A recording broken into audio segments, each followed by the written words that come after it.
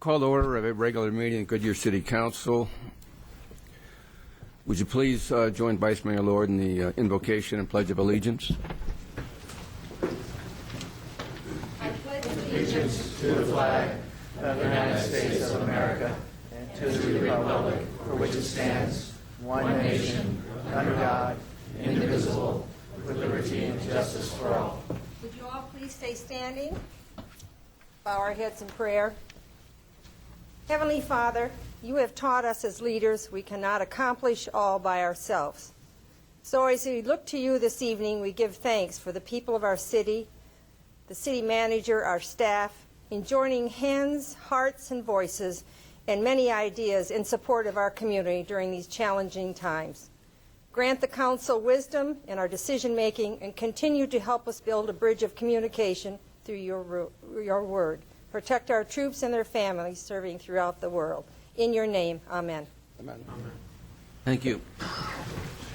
All members of council are in attendance this evening. We have no expenditures to approve or ratify. We do have several items on communications. Tim Newbill, will you introduce the new CERT members, please?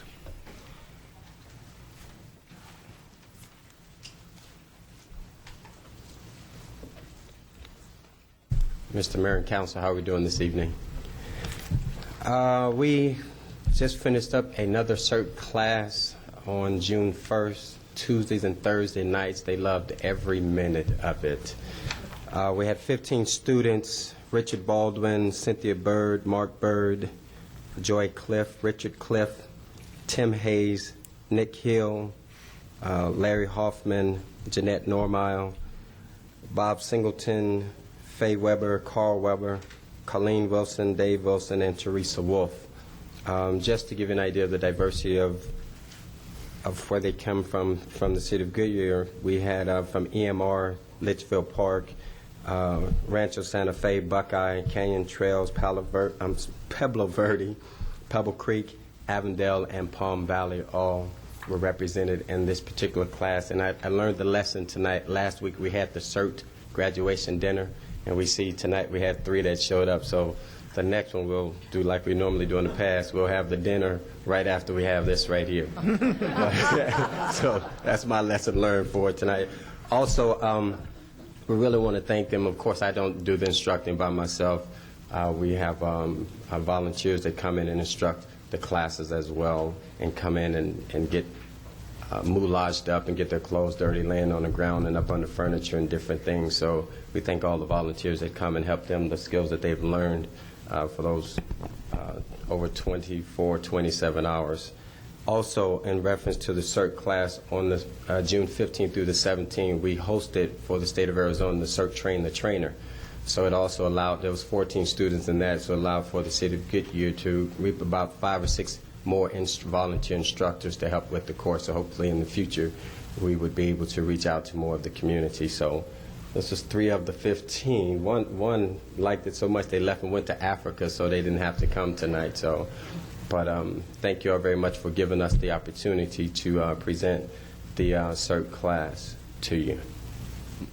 Thank you very much, and appreciate all that you're doing for us in various ways. So thank you. How many is it total?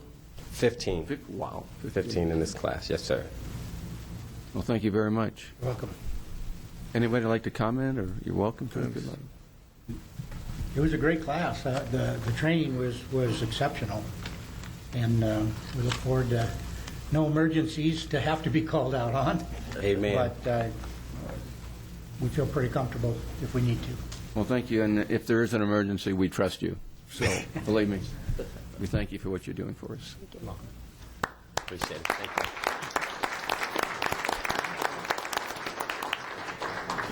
I have 2 proclamations to very quickly brief on. Drowning Impact Awareness Month is August of 2010, and I have a proclamation on that, which has been signed. And I also have a proclamation, this is July will be Parks and Recreation Month, so thank you. Our parks just about a half hour ago was just exceptional, wasn't it, on Loma Linda? So I want to compliment the Parks and Recreation, and obviously the Drowning Impact Awareness Month is crucial to all of us. I also, Councilmember Souza would like to make a quick comment about someone who he thinks deserves special recognition. Thank you very much, Mr. Mayor. Parrish, would you bring the young man up front so the council can meet him?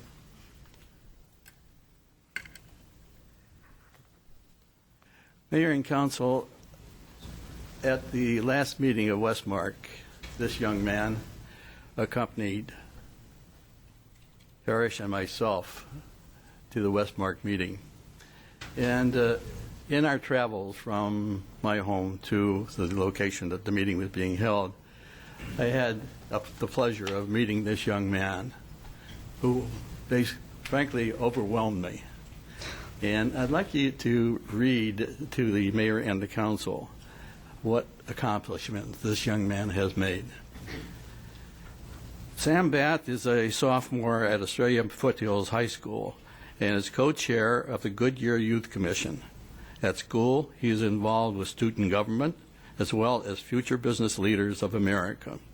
In these organizations, he has served as freshman and sophomore class president. He has served as the FBLA vice president and historian.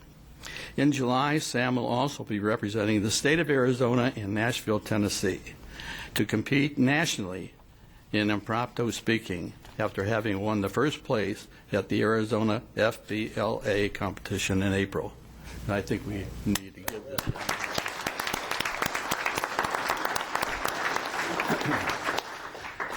Sam will be interning at City Hall for 6 weeks, assisting the mayor and council until the start of the school year. He hopes to pursue a degree in business management and eventually run for, are you sure about this? I'm sure. Political office. Sam, I tell you, I can't tell you how impressed I was with you.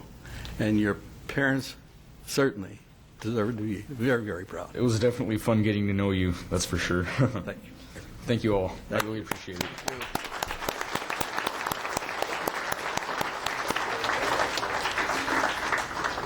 I would also introduce our distinguished visitors from Litchfield Park, but we're going to have an agenda item on our agreement on fire with Litchfield Park, so Mayor Schoaf will introduce them when he does that, and he and I will sign the agreement, hopefully. Opportunity now for anyone from the public to address the council on a subject that is not on this evening's agenda. Are there any? Mayor, I do have several speakers. Okay. Roger Matlin. And again, we ask you to speak within 3-minute time frame and introduce yourself.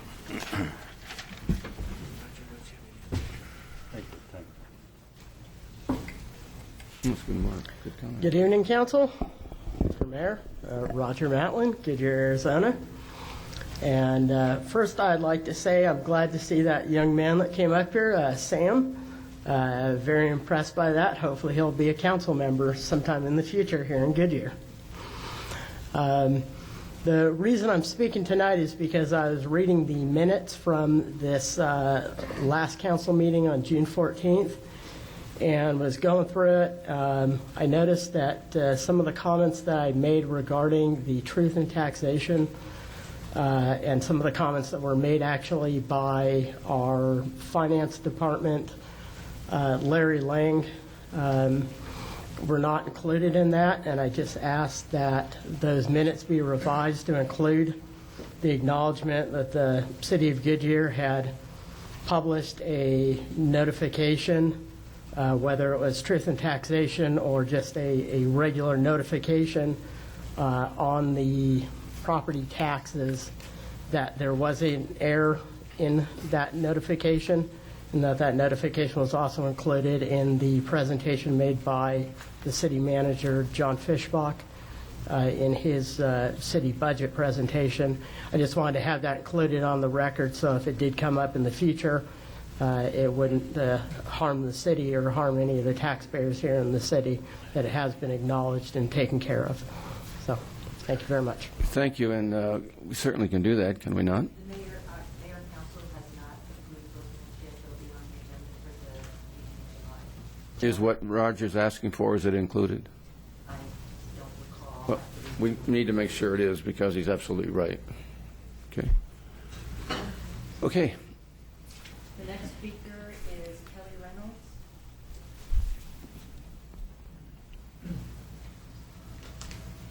members of the council.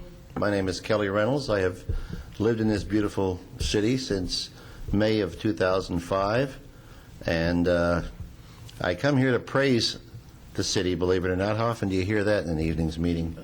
On April 23rd, I have an unfortunate problem where I got sick and had to call 911, and before the phone was hung up, the fire department, police, and the ambulance were there. Now, why am I surprised? I'm from Chicago originally. And as I told somebody before, you have to be shot by a bazooka before they'll show up half the time. So I just want to tell you how wonderful they were, the service they gave. I'm very proud of every tax dollar that's spent for the fire and police department here. They're doing an excellent job, and I'm here today because of them. Well, thank you very much. Thank you, sir. We're very thankful you are here today.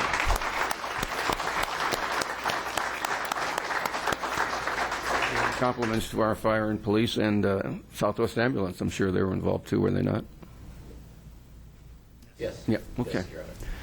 Okay. Next speaker is Karen Hong. Can I clarify that this is actually an agenda item?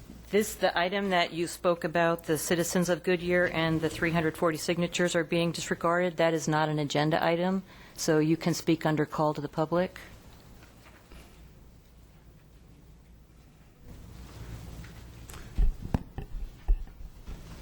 The 340 signatures, though, were associated with the budget. It's budget related.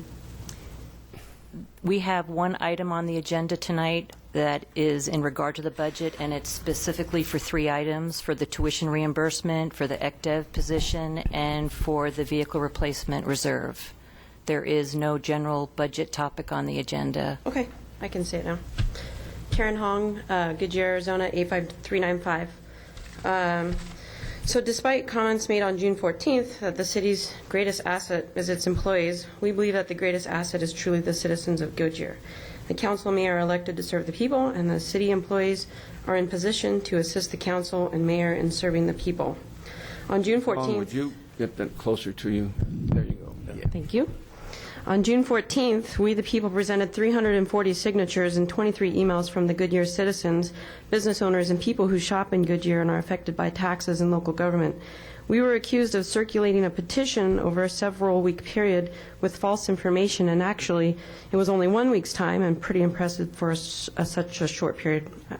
We are asking for clarification of the misinformation that was supposedly circulated to gain signatures. We would like to see proof exactly what information was circulated regarding overtime that was blatantly false. For the record, everyone who signed the signature sheet we passed out was given true information on the sheet. The signature sheet stated the following, and I'll put it up. If we could get that up.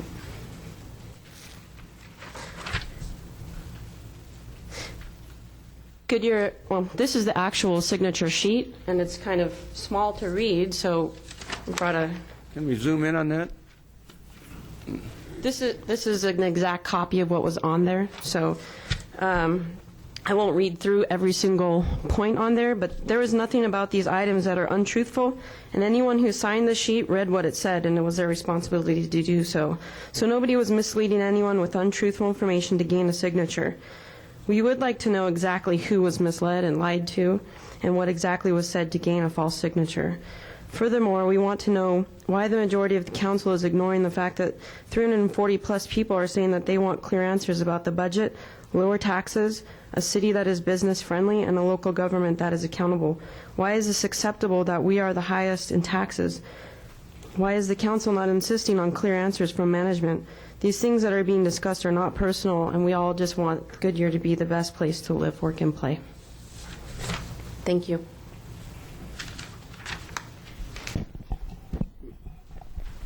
For those making the allegation or accusation that there was some miscommunications to people before they signed the statement, do you have anything you'd like to respond to?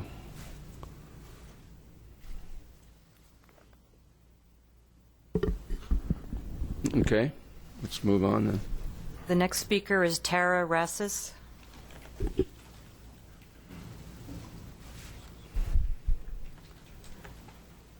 Okay, mine does talk about the vehicle reserve funds. I don't know if you want to wait till the budget or. Oh, you are? Yeah. Yes, then wait for that item. Thank you. The next one is Mickey Green.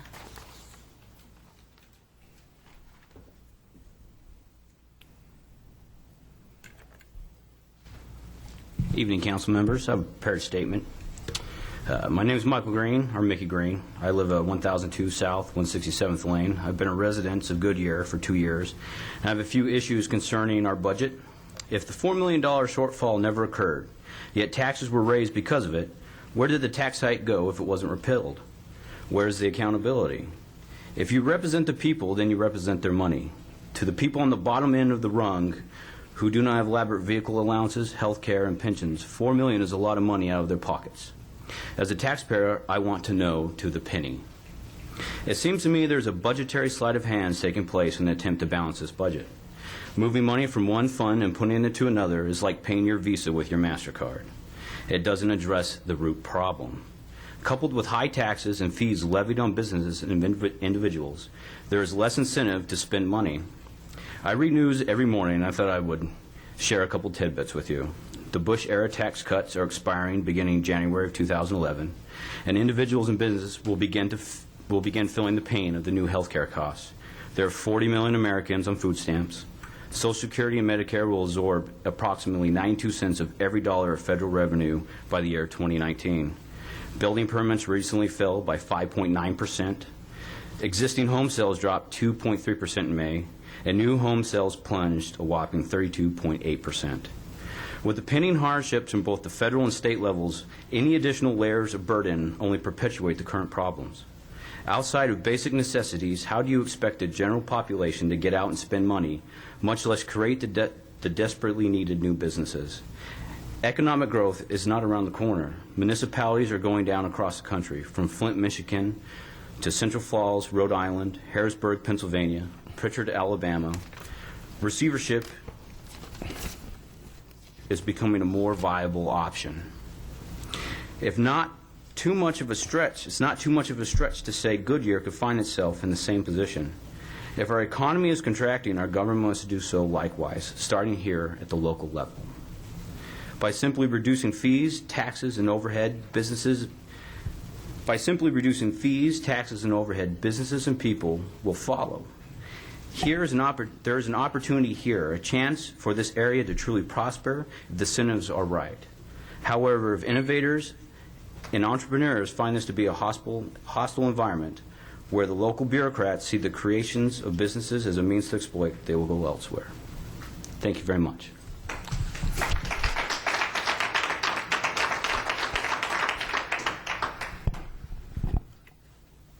Thank you. Mr. Massey, he spoke about the budget indirectly, if not directly. He talked about the $4 million, and he also talked about the movement from the water fund to the general fund for the tax cut of 16 cents on real property taxes.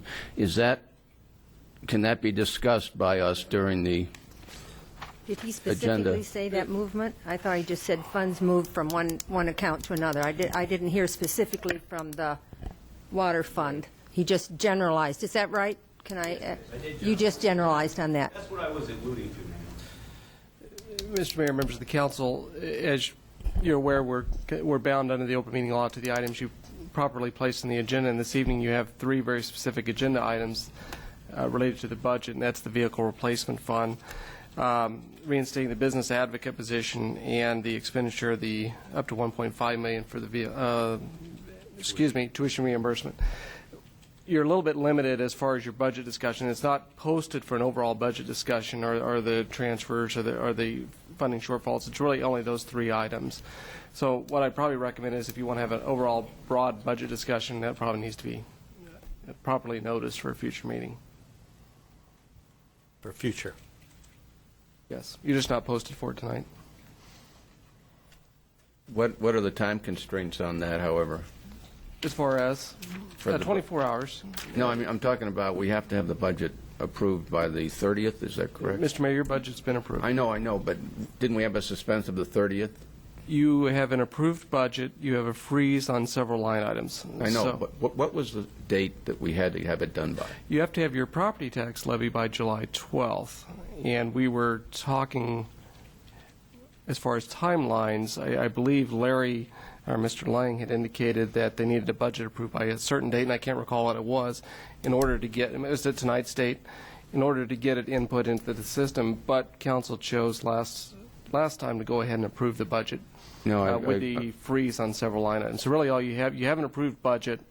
What you have is a property tax levy on July 12th, and you have a freeze on several line items, if that makes sense.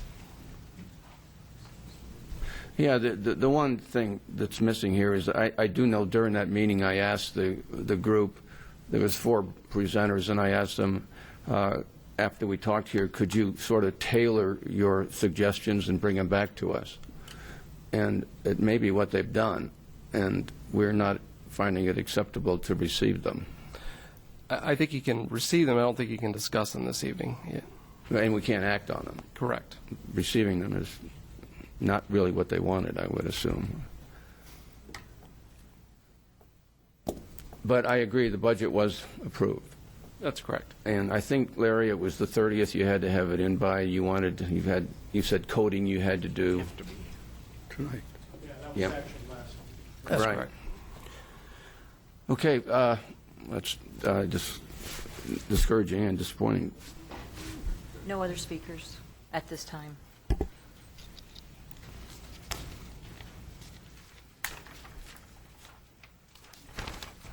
Okay, we'll move to consent, and I'll ask the city clerk to read consent items A and B.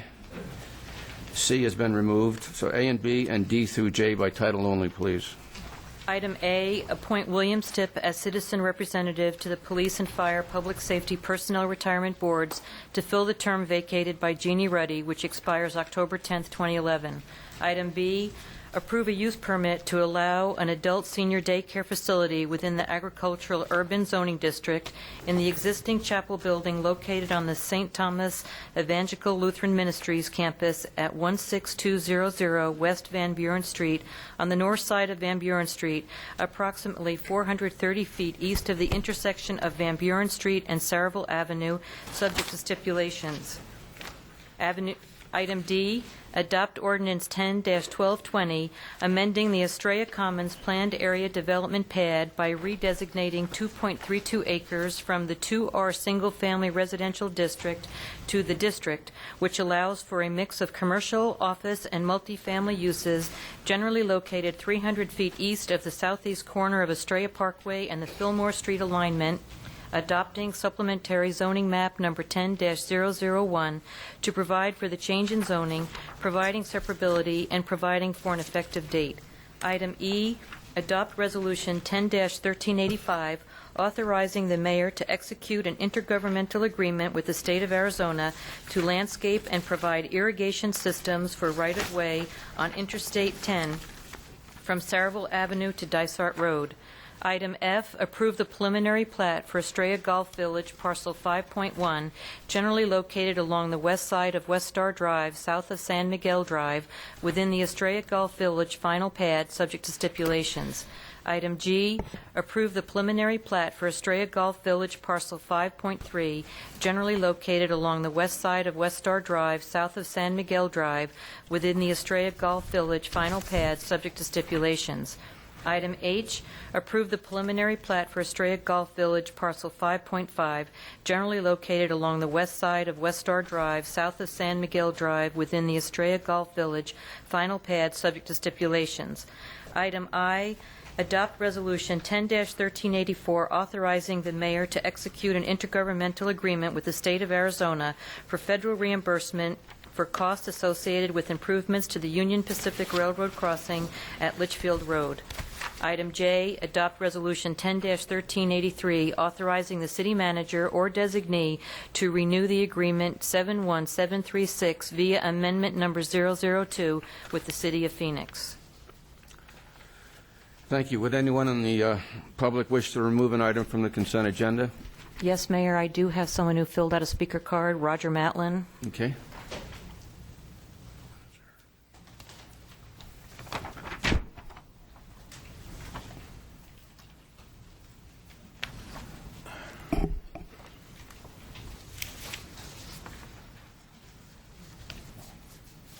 Good evening again. Sure you thought you got rid of me. Sorry. Roger Matlin, Goodyear, Arizona. And I'm here to speak on 7E, which is the intergovernmental agreement having to do with the landscaping on the freeway. I read through the agreement that you have online, and I just had a few questions about it because it seems like it wasn't really clear if the state is putting in the primary landscaping and the city is handling the maintenance of it, and what exactly the cost for that maintenance is going to be. It wasn't entirely clear. I also want to confirm, is this something that is required? Because I know recently the city kind of bailed out on the people up in Estrella Mountain Ranch with regard to landscaping portions of the roadway down there. And now you're paying for landscaping for freeway off-ramps. And quite honestly, I don't know anyone that's looking at landscaping when they're getting off the freeway. So why are we spending money that we, as a city, are short on right now? And is this required? And just get some explanation exactly on that. So, Okay, thank you very much. Cato? Yeah. Mayor, council members, the project is an ADOT project. It's cost estimated about $6.3 million. ADOT is providing for that capital cost, and part of the capital cost, they'll install all the infrastructure for the landscaping, the plants, the trees, everything associated with that. They'll also maintain all the landscaping along the mainline corridor. In that agreement, the city will be maintaining the major cross streets that cross the main line, which is I-10, which is Litchfield Road, Estrella, and Cerebral. And there'll be minor landscaping along those corridors to complement what we have on each end of our landscaping within our city, but that would be the depth of that maintenance obligation within that. But ADOT would be doing all the capital improvement planting associated with that project along I-10.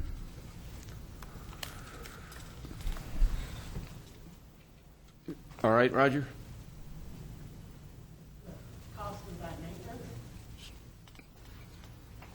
The estimated cost of the maintenance for the waters annually is about $10,000, and the maintenance along the major arterials within Goodyear along those major cross streets is nominal. I think it'd be minor weed control, and most of the landscaping or beautification along those corridors is going to be granite. Okay, thank you. Cato, but these are city properties that are going to be maintained. It has nothing to do with the state, right? Those are major streets. Within the city of Goodyear? Within the city of Goodyear, It has nothing to do with ADOT, other than the original construction. Well, there is right-of-way within Litchfield Road. There is ADOT right-of-way within each of those cross streets, within ADOT's right-of-way along the I-10. But we've agreed through other IGAs or cooperation that we would maintain those corridors, traffic signals, maintenance, graffiti, just because of the responsiveness and increased level of service, that we would maintain those along our jurisdiction. So technically there is right-of-way within ADOT, but we're assuming that maintenance responsibility. Okay. Thank you. Okay, thank you. Any further cards? Would anyone on council wish to remove an item from the consent agenda? Councilmember Cavalier? For question only, and that is 7I, and the agreement with the Union Pacific on the crossing at Litchfield Road. My question is, how long is this going to take? Will this be like the Cerebral Road crossing? That thing took about 4 months. And can we stand to have that Litchfield Road, which is a major arterial, closed for that long a time? Who's in charge of that? Can I have a response? Luke Alpert will respond, Mr. Cavalier. Luke?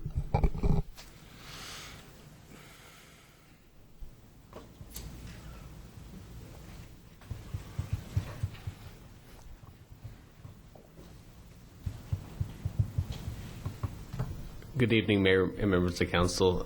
With the Litchfield Road closure, it won't be like this. We'll make sure it's not like the Cerebral closure. We'll make sure that that they get in and out very quickly. We'll try to do what we can to get them to move traffic to one side of the road or the other, but if they do have to close it, we'll make sure it's a very short duration.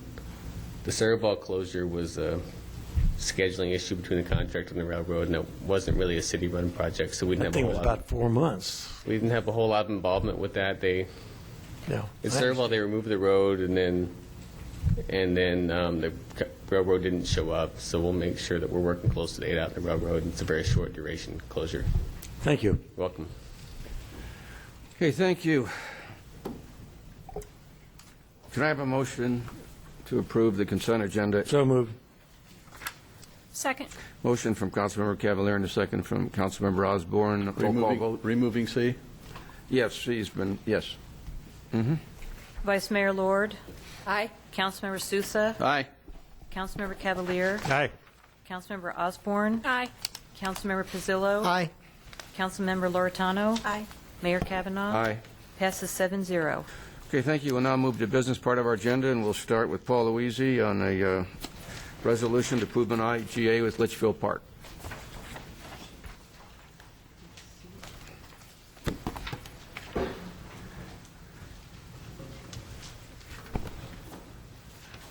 Good evening, Mayor and Council. As I spoke a couple weeks ago about the IGA with Litchfield Park, tonight we're looking for your approval of said IGA with Litchfield Park. So I don't know if you had any questions for me at all with concerns to the IGA. I've asked plenty. Thank you. I think we vented it at the last meeting. I'm good. Okay. Good. We're all happy? Yes. Okay. Thank you, Paul. Very good presentation there. Is Litchfield happy? Well, we'll get to them. Comments from the public? Anyone from the public wish to comment? Okay, I'll ask the clerk to read the resolution by title only. Adopt Resolution 10-1373, authorizing the mayor to execute an intergovernmental agreement between the City of Goodyear and the City of Litchfield Park for fire protection assistance and emergency medical services, providing for an effective date. Could I have a motion, please? So moved. Second. Motion from Councilmember Souza and a second from Vice Mayor Lord. Open for council discussion. We will follow with a vote, and then Mayor Schoaf and I will sign the document. Any comments from the council before that? The only concern I have is to make sure that this agreement is long-lasting. We want to get it. I don't want to get involved in something that's going to be on a short schedule. I've been assured that you're in accord with my thinking on that, and certainly I'm going to vote for this. Okay. And Peter, I just saw you. I'm sorry. I just want to say, I just think it's the future. I think the partnerships between the city, I think that's what we're going to have to start doing. Things are not affordable as they were years ago. And so I think any borderline cities that we're going to have to come together, not only in the fire department, but in other areas. So I'm looking forward to voting for this. Okay, thank you very much. I saw your hand out there, Joe. Did you? No, I was just going to reiterate. I think it's a good thing for both cities, Mayor. Okay. All right. Could I have a roll call vote, please? Councilmember Sousa, Aye. Councilmember Cavalier, Aye. Councilmember Osborne, Aye. Councilmember Pizzillo, Aye. Councilmember Loretano, Aye. Vice Mayor Lord, Aye. Mayor Kavanaugh. Aye. Passes 7-0. Okay, I'd ask if Mayor Schoaf would come to the table, and he and I will sign the document, and then I'd ask Mayor Schoaf if he'd like to make a comment after we sign it.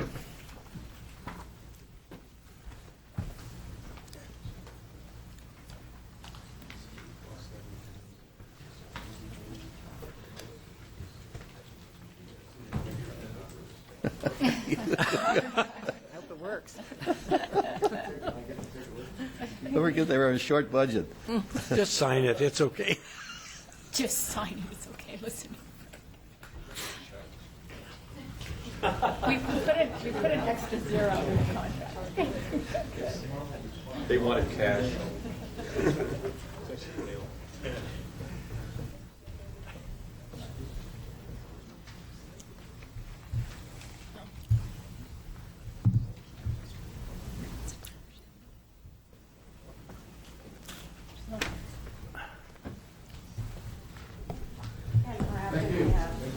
Do one more time and we'll hold that.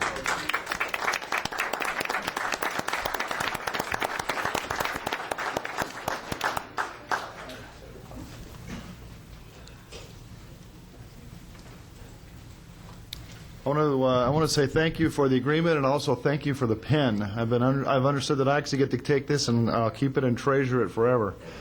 I want to welcome my council who is able to come tonight. We have Councilman Blake, we have Councilman, our Vice Mayor Faith, Councilman Romack, Councilman Landis, and Councilman Mahoney. And also, I want to take a moment to recognize the work that your city manager, John Fischbach, and our city manager, Darrell Crossman, did on this agreement. Those two gentlemen, along with your fire chief, Mr. Luisi, and Mark Gaylord, your deputy city manager, put an awful lot of hours into this agreement. So I want to thank them for everything that they did. And in answer to Councilman Sousa, in terms of how long this is going to go on, solving the problem of fire service on a long-term basis for the city of Litchfield Park is what caused me to run for mayor. So it is in my mind one of the most important tasks that our city had in front of us, and it is our intention to see this agreement last forever. So if it never ends, then it will fulfill my dream. So I think from our city standpoint, you'll see it continue. And I also agree with the Vice Mayor Lohr that this is the way of the future. All of our cities need to learn to work together better than we have in the past. And it's through cooperative agreements both across city boundaries like we have in this situation and in cooperative agreements across our region is what is going to allow our valley to be able to experience the growth and prosperity that it has as its potential. If we don't cooperate, the valley will never reach its potential. So I thank the City Council from the City of Goodyear. I know that our City Council is unanimous in support of this agreement, and I look forward to a closer working relationship with Goodyear as we go forward. So thank you very much.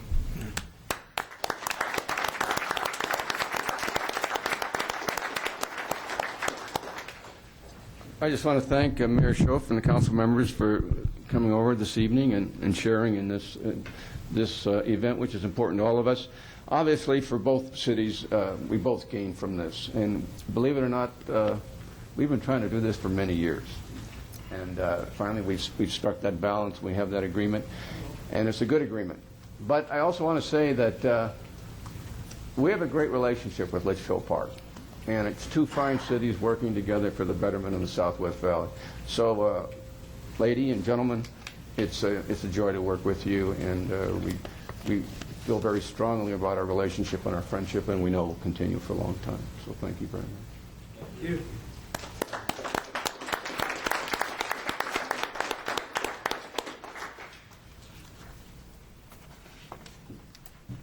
Now you can stick around and enjoy a budget meeting, or you can...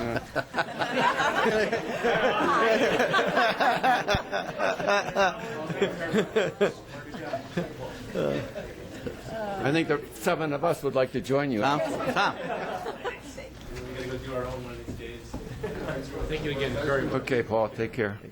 Would anybody know this? And thank you, Paul, and the entire fire department and city manager for a nice job on this, and the attorney. So, okay. Is B still on the agenda? No, it's being continued. Okay, B is being continued.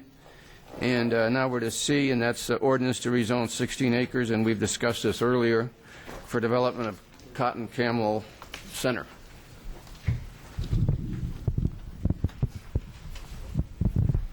Mayor and Council, good evening. As the Mayor noted, this item was continued from the May 24th City Council meeting, at which time there was a question regarding the location of this property with relative to the accident potential zones at Luke Air Force Base. And since that time, we did some additional research and talked to Luke Air Force Base, and they had indicated that they did not believe that the APZs would be changing as a result of the introduction of the F-35s. Although I didn't get that in writing, I got it verbally. And but for added measure, we included a new stipulation number 15, which will require the property to conform to whatever the state statutes are in existence at the time. In the event that they should change, then we would be covered by that stipulation. In the event they didn't change, it would be just complying with the current statute as is. So we continue to recommend approval with the addition of the new stipulation. We'll stand for any questions. Okay, thank you very much. Comments from the public? Okay, seeing. I need to. Yeah, go ahead, I'm sorry. Okay. I'll ask the city clerk to read the ordinance by title only. No, good. Adopt ordinance 10-1214, approving a request to rezone 16 acres located at the southwest corner of Cotton Lane and Camelback Road from agricultural to final planned area development to facilitate the development of commercial and business park uses within the Cotton Camel Center, adopting supplementary zoning map number 09-013 to provide for the pad zoning, providing separability, and providing for an effective date. Can I have a motion, please? So moved. Second. Motion from Vice Mayor Lord and a second from Councilmember Pizzillo. Open for discussion. Did you have something? Yeah. What impact, if any, do you see the F-35 having on the Luke problem? If the F-35 comes to Luke, what do you see any boundary changes within this property at all? From a noise standpoint, let me put it that way. Okay, Mr. Mayor, Councilman Sousa, at this point, we don't know exactly. The environmental assessment is being undertaken as we speak. We'll know more after that has been completed. Initial indications suggest that the existing noise contours may have been a little larger than was minimally required for the F-16, and so even though if the F-35 is a little louder, it still may not change the noise contours. And as far as the APZs go, I don't believe there's anything inherent in the operational characteristics of that aircraft that would change the APZs from what they are for the F-16. Thank you. Appreciate it. Okay, thank you. Further discussion? Okay, could I have a roll call vote, please? Councilmember Cavalier? Aye. Councilmember Osborne? Aye. Councilmember Pizzillo? Aye. Councilmember Loretano? Aye. Vice Mayor Lord? Aye. Councilmember Sousa? Aye. Mayor Kavanaugh? Aye. Passes 7-0. Okay, we'll now move to the budget, and I see we're going to take each item separately. So we'll address the 2011 budget items from the June 14 City Council meeting, and John Fischbach will present. Will you present on all three at once, or? Excuse me, Mr. Mayor, members of the City Council, I will present on tuition reimbursement and the Business Advocate Program at once, and then Mark Flynn will take the podium and make a presentation to the Council on fleet replacement. And then I will, under other business, I have comments about the APS requirement.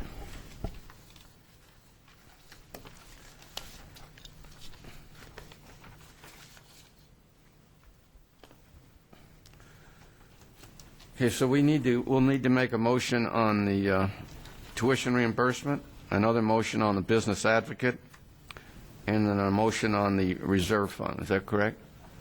Yes, it's my understanding, perhaps Mr. Massey could elaborate, that a lack of a motion would mean that the first two items, the tuition reimbursement and the business advocate, would just stay in the budget as they are. I think that it takes a positive motion to make any changes. Is that correct?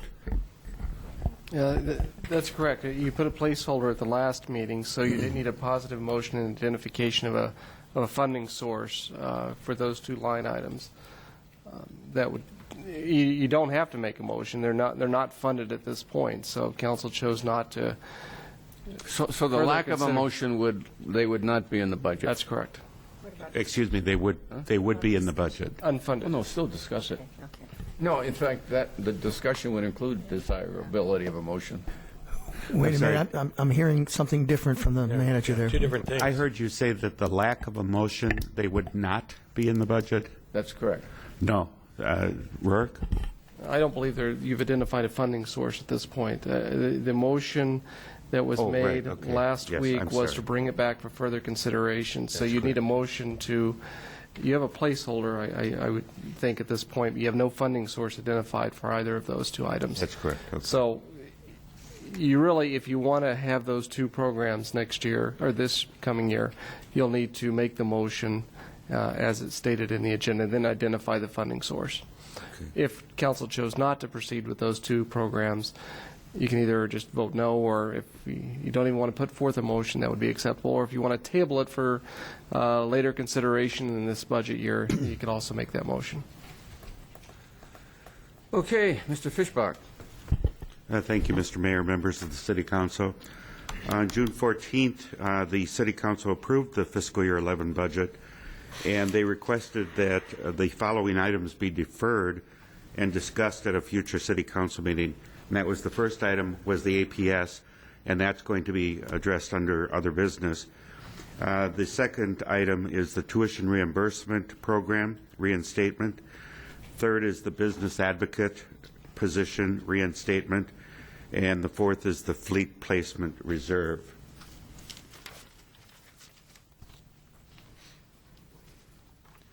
The tuition reimbursement program was designed to assist employees in gaining competencies important to successful performance in their current position and to promote professional development of the workforce.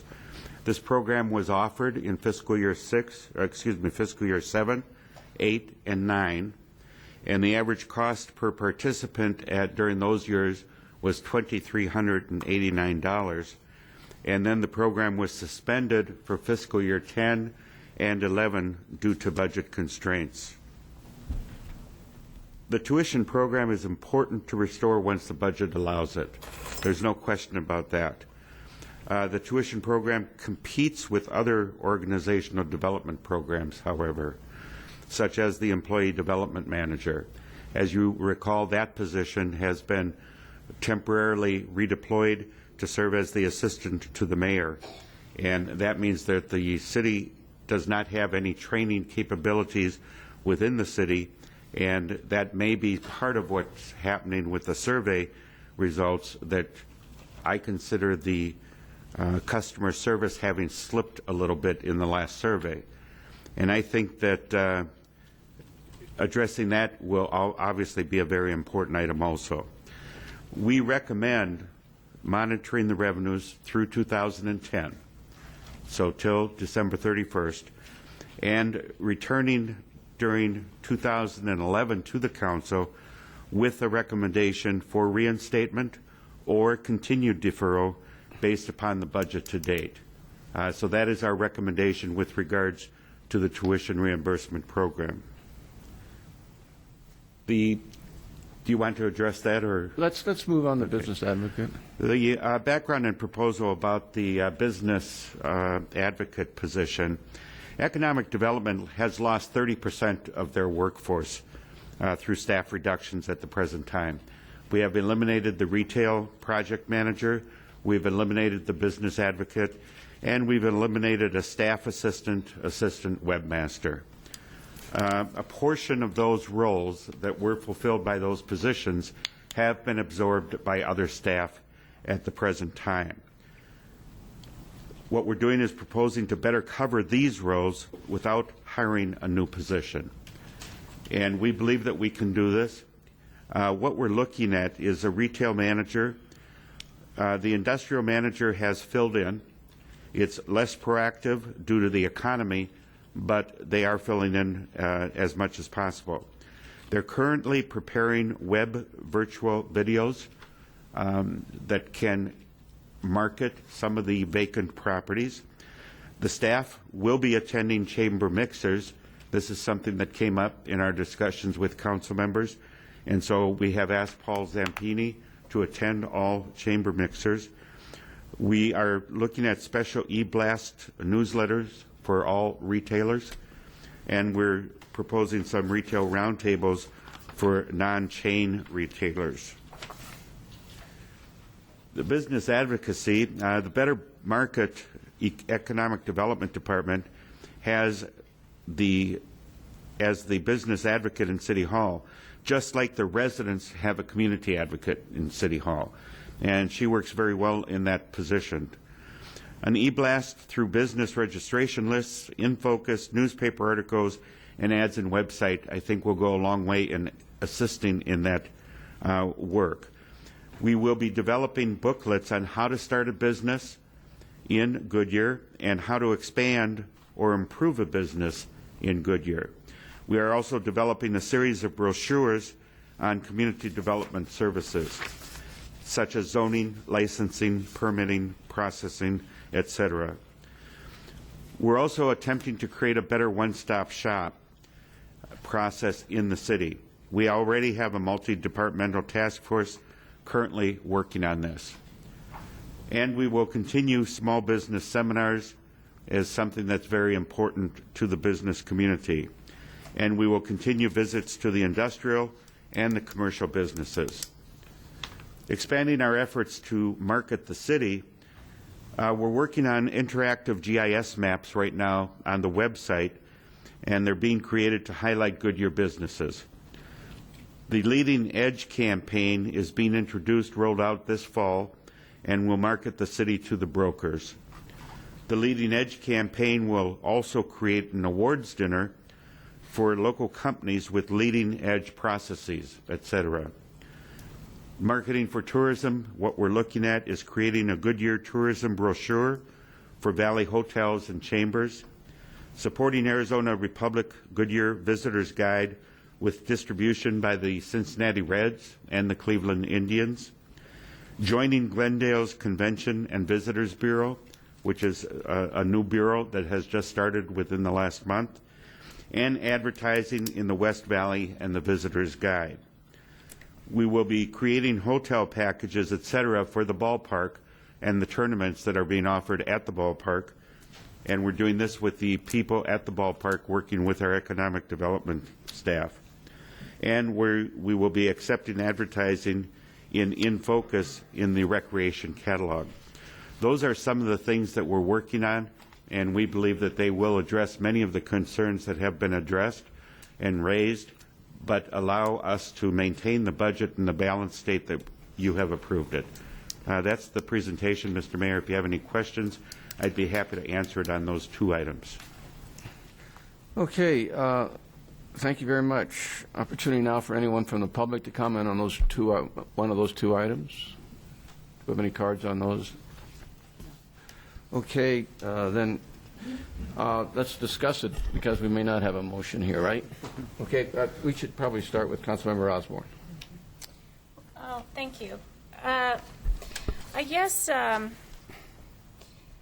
first of all, the different areas of the retail manager and the business advocate, really the concern most of all that I had at the beginning was seeing that of the frozen positions that were completely eliminated, we eliminated the business advocacy or / retail person.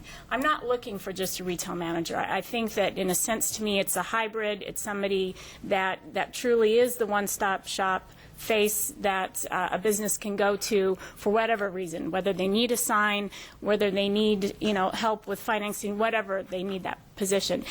Maybe that is not something that we can fund this year. But the fact that it was completely gone off the list is what concerned me the most, because I think that this is a position we need. And I can understand if different departments can take pieces of the pie, but really, in general, it needs to be a one person that anyone in the city can say, you know what, I can help you with this, but let me send you to John Smith. I really think there needs to be that one person, and I was most concerned that it was just completely taken off the table altogether. Ms. Osborne, Councilmember Osborne, we agree with you totally that one person is the best way to do that. And the reason they were taken off the table completely, as you'll recall, was that the citizens came forward and said we should eliminate all the positions. And as you'll recall, I said, okay, we'll do that, except I believe it was for 7 positions that we did not eliminate. All the rest were eliminated, taken off the books. And what that means is we will have to come to the council and justify every position that will be created or thought of. And that's basically how and why that happened. Okay, well, I'm justifying it for myself. Everybody else can, give their own thoughts, but I'm justifying it. And also, I would like to remind you that the CBC also did state that economic development needed to have a boost. So I see those in the same department. So there again, if the funding is not there this year to replace that position, I'm in understanding of it. I just was concerned that it won't be justified in the future. And so I needed to make that point now, is that I think it is a justifiable position. As for the tuition reimbursement, when I thought about it, first of all, I guess I was in error of saying, let's eliminate the floating holiday, because really, if people don't do that, they're working anyway and they'll get paid for it. Instead, I could have just specifically said a holiday, and I didn't do that. What more importantly now has stood out in my mind truly is a well-trained group of people in an organization, business, whatever it be. You need to have that. It needs to be continued. And whether it was tuition reimbursement or it's a position in the city that continues to train, which you pointed out that trainer is no longer available right now. I think we need to find the funding for it. I know that's not going to be a popular decision for employees, but to me, it's the correct business decision to continue to improve our customer service, to continue to train the employees that we have. Now, maybe we do not bring on the tuition reimbursement now, but then I think we need to bring that training manager back. So I would like to present that to the council. Okay, regarding the two subjects, it doesn't sound like you're prepared to make a motion at this particular moment. You want to hear the other council members? Okay. Councilmember Loretano? Yeah, I actually agree with a lot what Joanne has to say. First of all, with the tuition reimbursement, I think education is probably the most important thing that any of us can have to continue to grow, whether it's an in-house or out-of-house training. Unfortunately, we don't have the money for it right now, and I realize that. I think that's something we should look at for the 2011 and 12 budget, see how the revenues are there, and not consider it at all this year. I think we have to table that honestly for this year. I just don't see the money right now for that. Being a small business owner myself, when you're dealing with cities, you're dealing with getting, licensings, what taxes, what do you need? It is very difficult when you're going around a city or you're trying to get permits. I like some of the ideas of the brochures. I have a concern about we're going to start printing and spending a lot of money. I'd like to see as much on the internet or an iPhone app or something along the lines people can download and get that information with them. That really does help for the training position. With a lot of these programs, I think they're good programs, but I know we've taken the tax issue that we want to take and we want to look at sometime, I guess this fall when we get the information. And I know some of the citizens may not have thought we heard them, but I think we are considering all the taxes. And when I see a huge restaurant tax, that we're number one in the restaurant tax, or we have these high sales taxes, I think before we put back a tuition reimbursement program, my thought is I think we need to kind of start lowering down those taxes. I'm okay as long as the economy's bad that we have those there, but I'd like to see those ramp down first before we start putting back programs. If we can right now spread over some of those duties for the business advocate, I think those are important to get those out there, get the advertising out there, get the information. like the mayor was saying, work with other cities.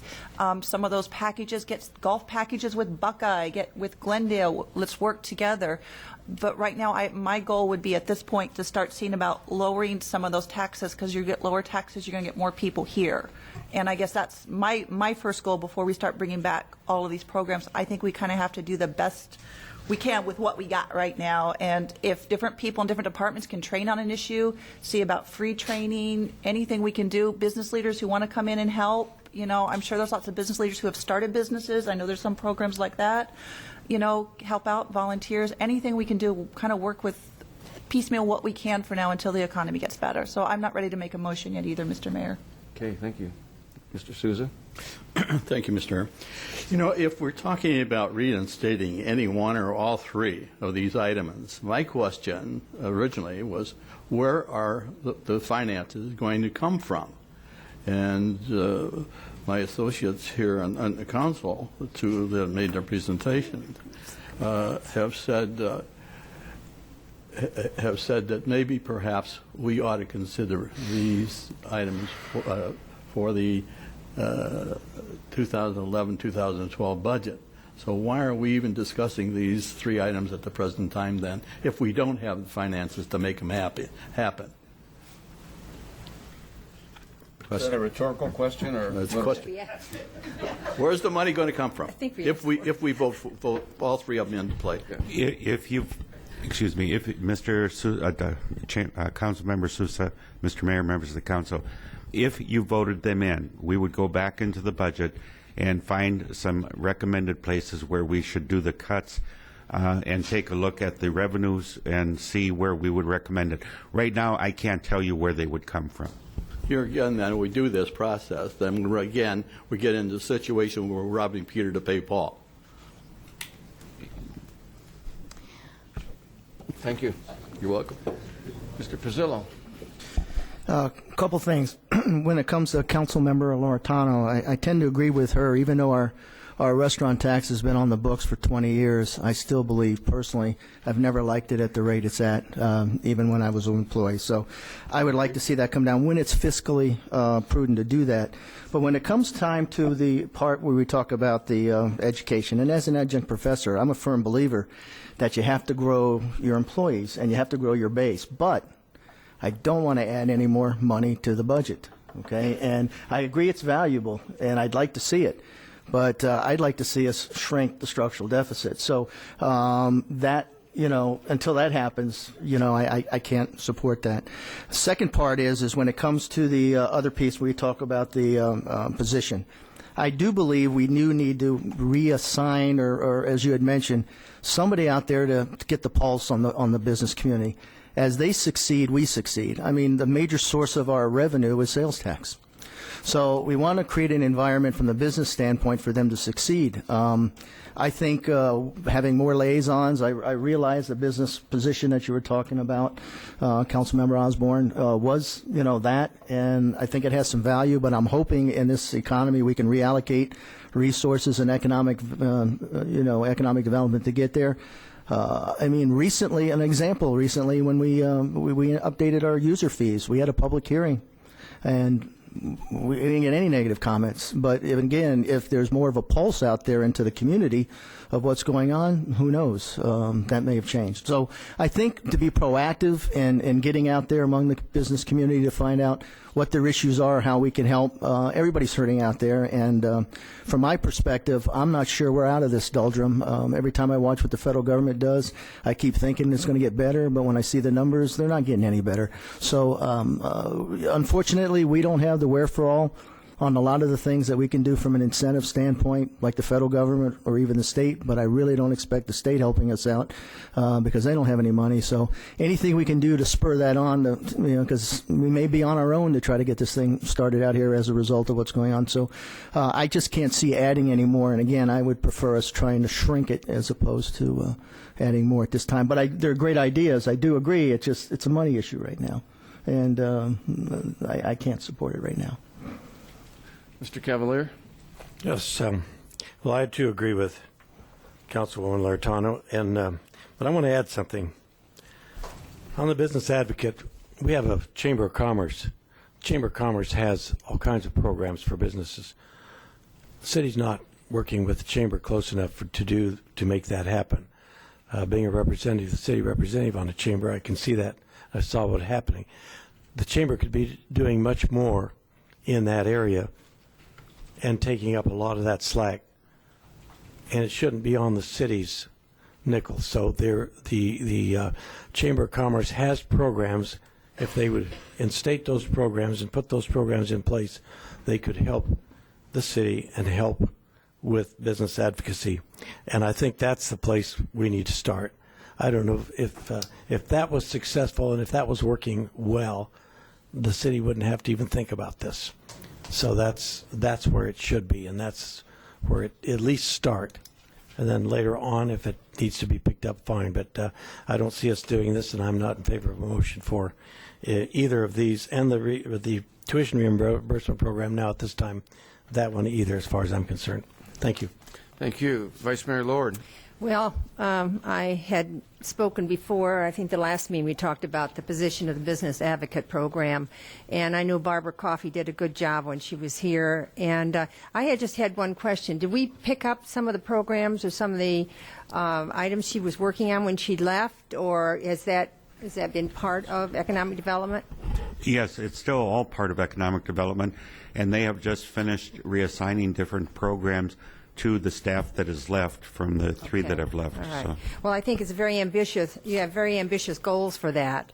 But I agree at this time it's not the time to add another position. The same way about the tuition reimbursement program. Some of those are tied to an incentive for outstanding performance, say in the fire department. Is any of them tied to? Not the tuition reimbursement program, no. All right, great. Well, again, as much as I'd like to incorporate that, I agree with you. Education is important, but I just don't think it's the time for it. What the time is for us to continue to monitor the sales tax. We made the commitment that within the next 3 years we would try to rescind that. So to me, if we end up increasing our revenues, that's the first thing we should do. And the second thing we should do, and we have discussed the hotel and restaurant taxes, we've said this year after year, they're too high. So those are the two items that I think we should be monitoring and taking care of business first, because that's going to increase our business community and their ability to succeed in their businesses. So I'm not in support of this tonight. Okay, I don't think you're going to have support on a motion. No, I understand that, but I would like to follow up. Would you like to say anything? Yes, I would. Go ahead. But I do want to say I really enjoyed listening to Councilmember Loretano. So, congratulations. It made me feel good. Because what you said, that considering the financial situation we find ourselves in this coming year, that a priority is to reduce taxes. And I think retail sales tax and the food and beverage are high on the list, and those should be considered as a priority as we have a greater understanding of our budget situation. And that's, I believe, what you said. Is that correct? Yeah. And I would certainly second that. Mr. Pizzillo, you talked. I wrote this down, and I'm not sure I got your comment exactly correct, but it sounded like that you were a little concerned about our permitting and inspection. Was I right on that or not? No. Okay. Well, I am. So let me continue. Okay. It came out, I thought, that the staff should be reporting to us on some of the issues which we're facing. And I thought you were referring to this. I apologize. I was to a certain extent there, Mayor. But and our permitting and inspection have been under attack by a lot of people lately, and I think our Mr. Gaylord and Fire Chief are working to see if they can work through those, and I believe it's improving. Paul, I hope it is, because it's absolutely crucial that our people out there feel good about our permitting and inspection, that it's honest, it's fair, it's expedient and expeditious. So maybe after we come back from break, you might want to brief us on the progress you've made there. Be happy to, Mr. Mayor. I think that's because there has been some real progress. Yeah, it's great, I think. And then, Mrs. Osborne, did you want to discuss the training manager position? Did you mention that? Well, it's obvious I'm doesn't matter what I say. No, it does. Well, Can that be okay. included in this? Okay, first of all. No, it can't. We're not on, can't. Sorry. First of all, I'm sorry. I did not realize that we were going to be discussing taxes. I was limiting it to strictly those two items. If you guys recall, the last time we met, those were specific things that I had asked to change. And it was the sales tax of food, and it was the use tax, and it was the restaurant tax. And I mentioned all those in the past, and I would have discussed it again now if I thought that was on the agenda. However, you've got to understand, I'm a small business owner that has 13 employees that, quite frankly, when I see the Cadillac of benefits our city has, it's very surprising. I've been in business 20 years, and when I see all the wonderful things that our city has for their employees, it's great. And I'm upset, though, when I hear that we have so many holidays and we can't afford a trainer for our business. And I consider the city our business. And I stated a floating holiday, but maybe what I really should have stated as, rather than pointing out a specific holiday, I really should have said that, you know what, General Patton actually stated once that a true leader will put out a job and expect the ingenuity of the worker to figure it out. And I, quite frankly, figured the ingenuity of our manager and our staff would be able to figure out how to find the money to employ the position that is needed. Now, I also, Mayor, have been receiving many emails and comments from the business community that things aren't going well, they don't know who to talk to, they don't know who to see, this isn't happening, that's not happening, and I look forward to hearing how that's being solved. So, I'm seeing no training happening, I'm not seeing businesses that are happy, and so something's got to change. Now, we're addressing it. If it doesn't have to be specifics like I indicated, I'll try it for another year and we'll come back. But I'm very much looking forward to the discussion about the tax decrease, and quite frankly, I'd rather see that happen first than trying to find money for those two positions, and I think we're all in agreement on that. So I will not put forth what I was going to. It's not going to pass anyway, but I had to tell you that because that's how I'm feeling about it, and I just think it's a bad business decision for us not to quickly in the future, at some point, get those back going. Well, thank you very much. The tuition reimbursement and the business advocate position will not be, what's the right word, Rourke? I think we just tabled them. Okay. All right. They've been tabled, and we'll move to the next item, and that's the Vehicle Reserve Fund. Mr. Mayor, members of the council, Mark Flynn will make the presentation on this. Excuse me. Thank you.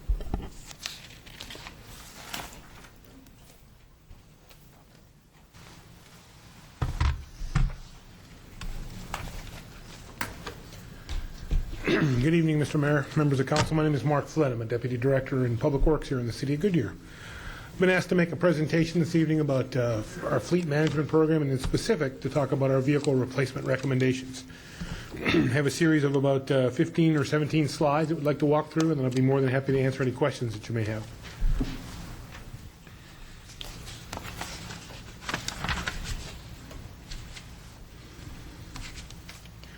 The overall fleet in the city of Goodyear currently is composed of 318 vehicles, currently valued at just over $18 million, about $18,827,000. Fleet and Equipment Management Division is responsible for the repairs and maintenance on those vehicles. The allocation, with approval of upper management and with you all as council members, We facilitate purchasing through cooperation with the procurement office and the finance group, as well as liquidation of those vehicles upon those vehicles having reached the end of their usable life. We also facilitate the salvage and the auction of those vehicles upon the end of their usable life cycle. There are three primary funding sources that we utilize to make those things happen in the acquisition of new vehicles: general fund dollars, enterprise funds, water, wastewater, sanitation, and the like, as well as grant-funded vehicles. We deal with a specific number of grant-funded vehicles through opportunities that the city finds in conjunction with the grants coordinator and many of the departments within the city as a whole.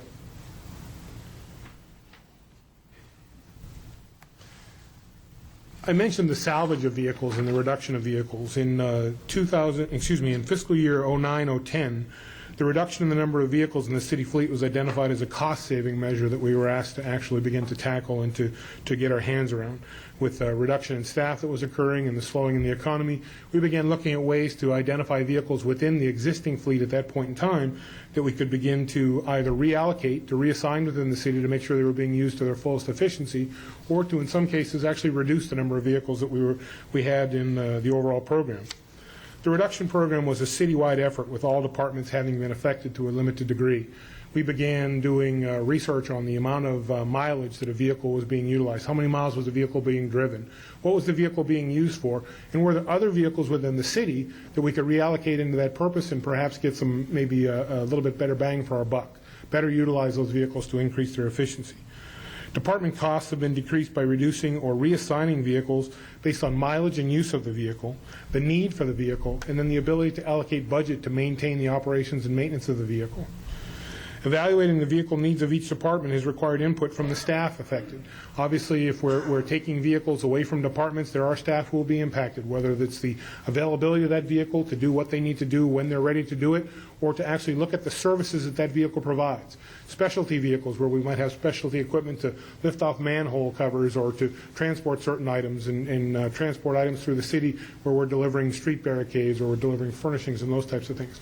All those components were looked at in that reduction process, and we wanted to make sure that we were maximizing that efficiency. Some of those reassignments that we're involved in were the reallocation of a very unique vehicle in the city. The first hybrid vehicle that the city had was a small Honda Civic, and that was actually in the Public Works group when I arrived here about 2 years ago.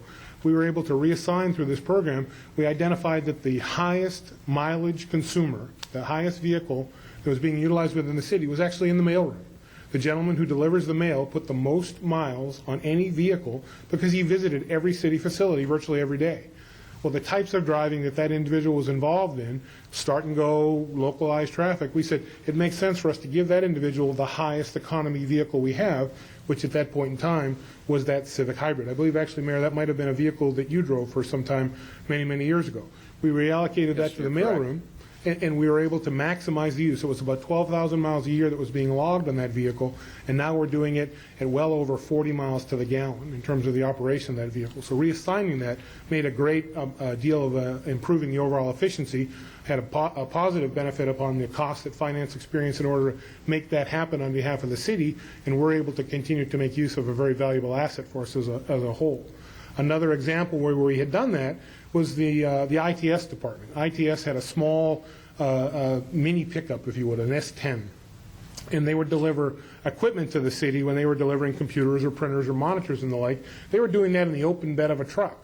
But if they had to stop at a location where they were dropping off a piece of equipment, where perhaps they were only dropping off one but they were carrying two or three, we had a security issue. We had computer equipment that was exposed to atmosphere if we had rain or if we had some wind or dust. But we also had a component where those components could be stolen.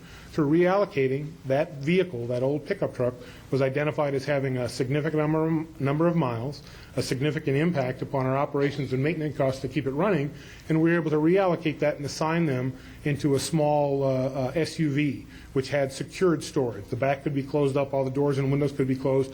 They were able to visit multiple sites without worrying about the security and having full protection of that vehicle from the elements. So again, just another example of the reorientation, the reassignment that we had done in order to make sure that we had the right vehicles in the right locations. It was an important component, but we literally reached out to every department to make sure that we were looking at covering the needs that departments had in terms of how they were utilizing those vehicles. There were 41 vehicles since my arrival here, just about over 2 years when we began the program, we have reduced 41 vehicles from the fleet, and we have reassigned 10 additional vehicles. So we've impacted 51 vehicles. We're currently sitting at about 318 vehicles currently, so obviously we've had a significant reduction in the overall number that we've been able to have an impact on. We identified the vehicles that were no longer cost-effective for us to operate because they weren't needed. We reassigned, and then we took the worst vehicles out of the fleet so that our O&M dollars were maximizing. They were giving us a maximum return on the effort we were expending to make sure that that vehicle fleet was operating as efficiently as possible. The criteria that's used to determine which vehicles are eligible for salvage, and we do that through an auction process, but the vehicle criteria that we use to do that are typically vehicles that are greater than 7 years in age, and in many cases are approaching 100,000 miles in their operational life. These are based upon some standards that have been developed within the industry, within Public Works and the general fleet industry overall, and they're going to vary because when you look at a fleet of 300 vehicles, the utilization is very dramatic. We have some very specialty components, we have some very general government issues, but there are a number of factors that we're going to use in evaluating how those vehicles are being used and then how they're being maintained and operated. Mark, excuse me, you have to change the slide. I knew that. I was testing you. I appreciate that. I apologize. I didn't realize I hadn't done so. 41 vehicles in the reduction. The criteria, 7 years or 100,000 miles. High maintenance costs or damage or mechanical failure. It's on occasion a vehicle is involved in an accident, a city-owned vehicle, whether it be in the police department or within Public Works. Perhaps we're responding to an emergency after hours and we have a component where a vehicle is struck or damaged. We're going to evaluate that vehicle and determine whether or not it makes good sense for us to repair it. At some point, good money after bad is an approach that we have to apply to our evaluation of that to make sure that we're spending good money on behalf of the City of Goodyear. Vehicles that meet the criteria, the availability of light vehicle, high maintenance costs, the damage or mechanical failure, those are the ones we're targeting to determine whether or not they fall into the pool, whether they're eligible for removal or reduction to be sent out to salvage. And then we prioritize what's there. Do we have something else we can utilize within that component, or do we need to facilitate a replacement for a vehicle that should no longer be kept within the fleet? Public safety vehicles within the City of Goodyear have our utmost priority. They are certainly our top priority. Literally, when a police vehicle or a fire vehicle is brought into us or we receive a call that there's a mechanical failure or a mechanical need, we literally reprioritize the day's activities to make sure that that's given the highest priority possible. We're trying to target the highest availability of those vehicles, many because they're specialty in nature, but because of the types of services that they're offering, we want to make sure that that has a high level of availability. The staff literally adjusts that service on a daily basis, determining by reviewing on what's on our ready line, what's in our to-be serviced line for vehicles that have been dropped off by police or fire the night before. We have an on-call system where folks can be called out in the evenings in response to the need to have a vehicle returned to service based upon what its specific specialty need may be. In many cases, fire apparatus, and in some cases, police cars, we actually will go to the site. If we can actually go to a fire station and facilitate repair on site, there's an advantage because it's less out of service time on behalf of the firefighters and that apparatus, and in many instances, we might be able to facilitate that repair on site. Public safety vehicles obviously are a crucial component of the city's fleet and for the city's ability to provide service to the community as a whole. The vehicles must be replaced to maintain the reliability of those vehicles necessary to support the community and the demands of the community. The replacement program as a whole, when we begin looking at what the needs of the city are, we do some long-term planning. When a vehicle is purchased within the city, we actually assign an anticipated life cycle to that vehicle. We know from national standards and from industry standards what the life cycle of a certain vehicle or a certain piece of apparatus should be. We apply that and then begin using that in our planning horizon. The replacement of those vehicles is critical to make sure that we can meet the operational and that we can meet the maintenance and the operational costs necessary to keep that vehicle moving forward, and then determining what that need is and how we can best fit the bill. Maintaining a fleet that's reliable and within the budget is dependent upon the replacement program that's funded and supported from a citywide perspective. It's important that we're turning those vehicles over when necessary to make sure that we're not expending good money after bad. Evaluating the replacement needs, the safety of the driver and staff is, again, also a very high priority for us. The vehicle will go through a safety check when it's brought in for routine and when it's brought in for its scheduled maintenance. We want to make sure that the brakes and the tires are sound and that the person operating that vehicle, that the vehicle can perform to its utmost ability to make sure that the people driving it are safe, but also that the people that are around when it's being driven are safe, the members of the general public, pedestrians and the like. The assurance that each vehicle can operate as designed in critical conditions is of paramount importance to us. We facilitate that by the maintenance to the vehicle as well as the training of the staff that are providing the response to those components. The staff within the Fleet and Equipment Management Division, we have 3 emergency vehicle technicians, 3 individuals who are certified as EVTs, which is a requirement for them to be able to work on fire and police vehicles. That's a very unique standard. There aren't many cities within the West Valley, probably within the Greater Valley as a whole, can actually claim that level of expertise amongst the maintenance staff that we have working for us. The replacement of non-serviceable vehicles is a factor in assuring that safety so that we can be able to say we're providing the highest level of safety possible. We utilize a 15-point standard that's been established through the American Public Works Association as well as the general fleet industry that talks about how to determine when is the right time to actually auction or salvage off a vehicle. It's a 15-point criteria that's based on the 3 categories that you see there. Maintenance costs, life to date. We actually track from every vehicle that we own what we've expended on that vehicle from the time it was put into service until every time it comes in for service. We can tell you what those costs are. And then when we decide that it's time to remove a vehicle, we can tell you what that component has been. In some cases, when we've salvaged the vehicle, some folks have requested those records from us. We actually were able to salvage a piece of fire apparatus that was sold to another municipality. They requested that historic data, and we were able to provide that to them. The 0 to 10-point scale for maintenance cost life to date is part of that 15-point calculation, although it's 0 to 10 because the maintenance cost life to date is a weighted value. It's a 15-point criteria where maintenance costs have the highest weighted percentage. The life-to-date mileage on the vehicle is another consideration. We give that a score between 0 and 5 points. And then the expected life of the vehicle, that life cycle that I mentioned when we acquire a vehicle based upon some industry standards, we determine how long we think it should last and then evaluate how close we are to the expiration of that time frame. When you tally those components, those three areas, utilizing the weighted score for maintenance costs, you end up with a score between 0 and 15 that allows us to determine when that's to occur. 15 is the ultimate target for disposal, for salvage or auction of a vehicle. The replacement criteria varies by the types of vehicles that we operate within the city. On average, PD sedans, an SUV for patrol, or a marked patrol car, for example, we're expecting its life for us to be somewhere in the neighborhood of 72 to 108 months. We expect in that time frame we'll see less than 110,000 miles consumed on that vehicle. Our average cruiser right now is running in the neighborhood of about 12,300 miles per year.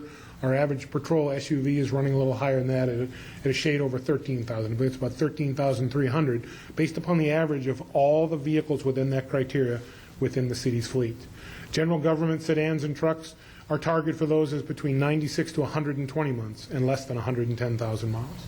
Public works sedans and trucks, predominantly the public works trucks because of the specialty need of some of the things they do, heavier loads they're carrying, perhaps service toolboxes that we're adding to those, we're looking at between 96 and 120 months, also less than 110,000 miles. The trucks tend to take a little bit more abuse over their life than some of the sedans that might be used by administrators or something of that nature. And then for the heavy-duty equipment, the VACON truck, the sanitation collection trucks for bulk collection, the fire trucks themselves, the heavy apparatus, those pieces, we're looking at an average of 108 to 156 months in order to do that, and less than 150,000 miles. A significant involvement in the maintenance program in those pieces helps to extend that life, and just the sheer cost, the capital cost to replace those units is an extreme number. It's not like a $30,000 or $40,000 automobile. A fire pumper is probably in the neighborhood of $500,000. A sanitation truck could be as much as $250,000. So the specialty need means that we're going to apply some stronger maintenance to those to make sure that we can get them to live for us a little bit longer.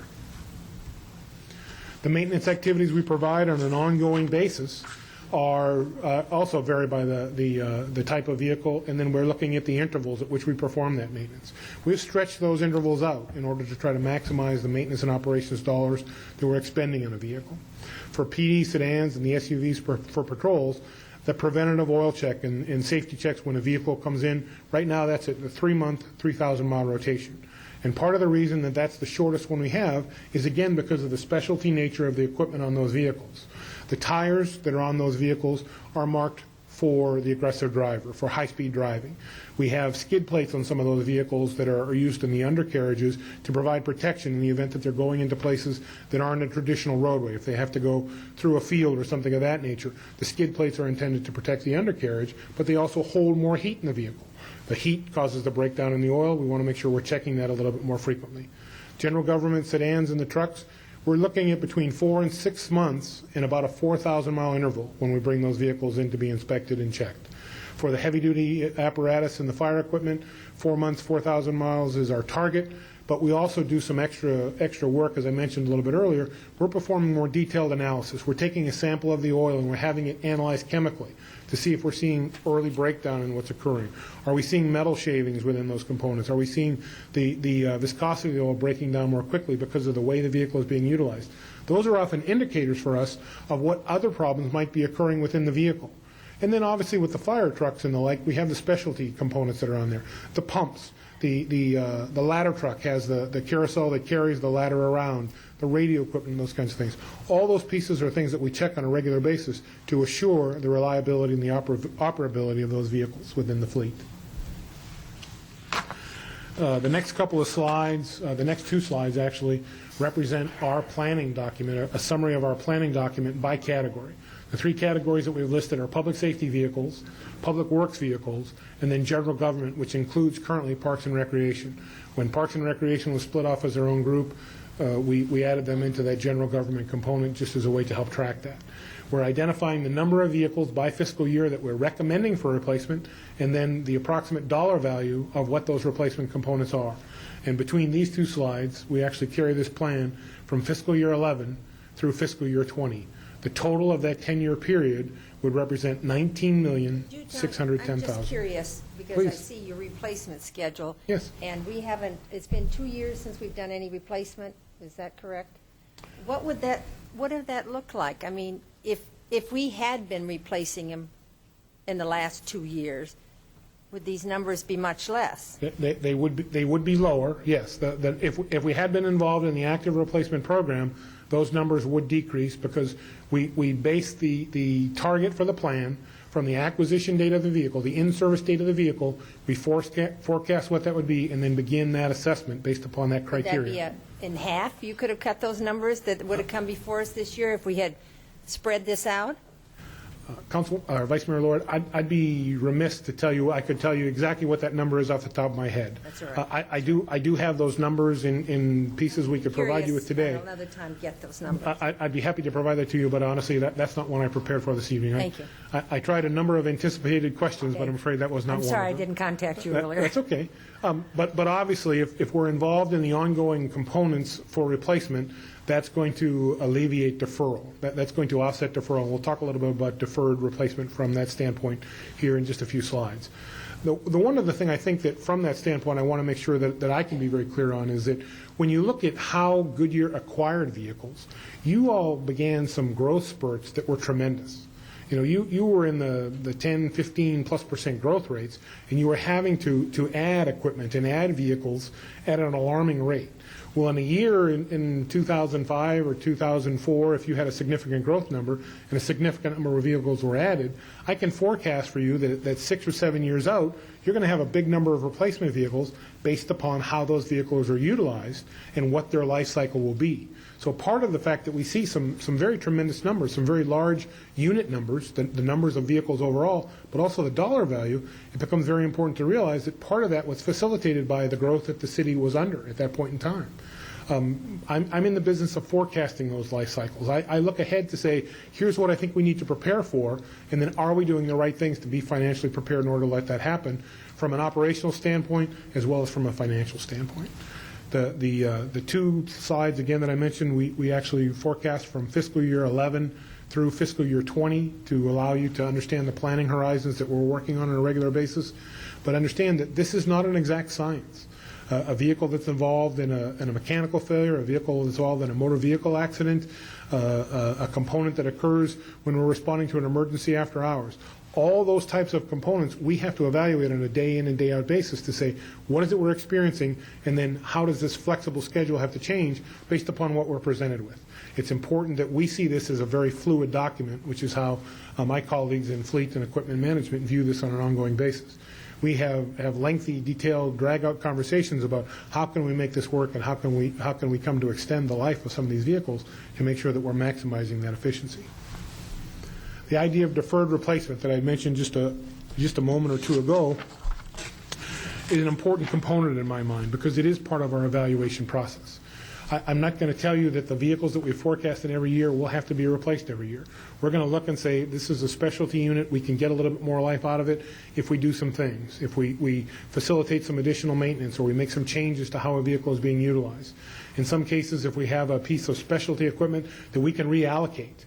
In some instances where we're taking pieces of equipment where we're removing the service box toolboxes, the large box beds that you see on the back of the truck that the facility staff use or the water staff use. In some cases, before we salvage a vehicle, we'll take those components off the vehicle because we may have another chassis with a regular pickup bed that doesn't have that level of miles on it, but it's not being utilized, and we can reapply that bed into a different configuration. We put it into another line of service that allows us to extend the life because of how the vehicle is being utilized. We're also looking on an ongoing basis at mileage exception. I provide reports on a quarterly basis to directors around the city to say, you have a vehicle assigned in your fleet that has only gone X number of miles in this period of time. The mileage target that we have established is you're under that criteria. Can you explain to me that this vehicle needs to be retained within your fleet or can be given up or could be reallocated to someone else within the city? We've done that on an ongoing basis and we'll continue to do so quarterly to make sure that we're not only evaluating what it is that's occurring, but we're trying to get feedback from the directors to say, here's a way you could potentially save some money. What's the rationale for keeping the vehicle? I don't want to tell you how to run your organization. I don't want to tell you how to run your business. But the idea is I want to make sure that information is provided to those directors so that they can make conscious decisions. I don't know how to fight fires, but I can sure help the fire department understand how to get better life out of their fire vehicle.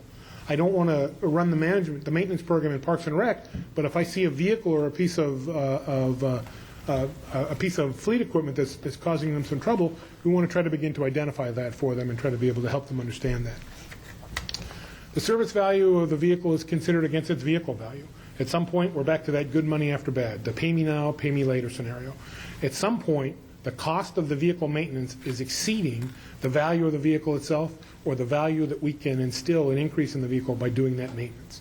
And we want to make sure that when we trade those out, when we salvage those vehicles, we want to get the maximum dollar we can for that trade-in.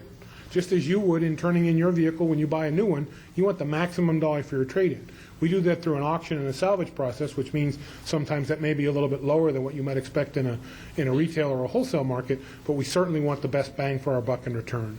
Of those 41 vehicles that have been salvaged through the course and time, I believe our current return is in the neighborhood of about $260,000 for those vehicles that have been salvaged.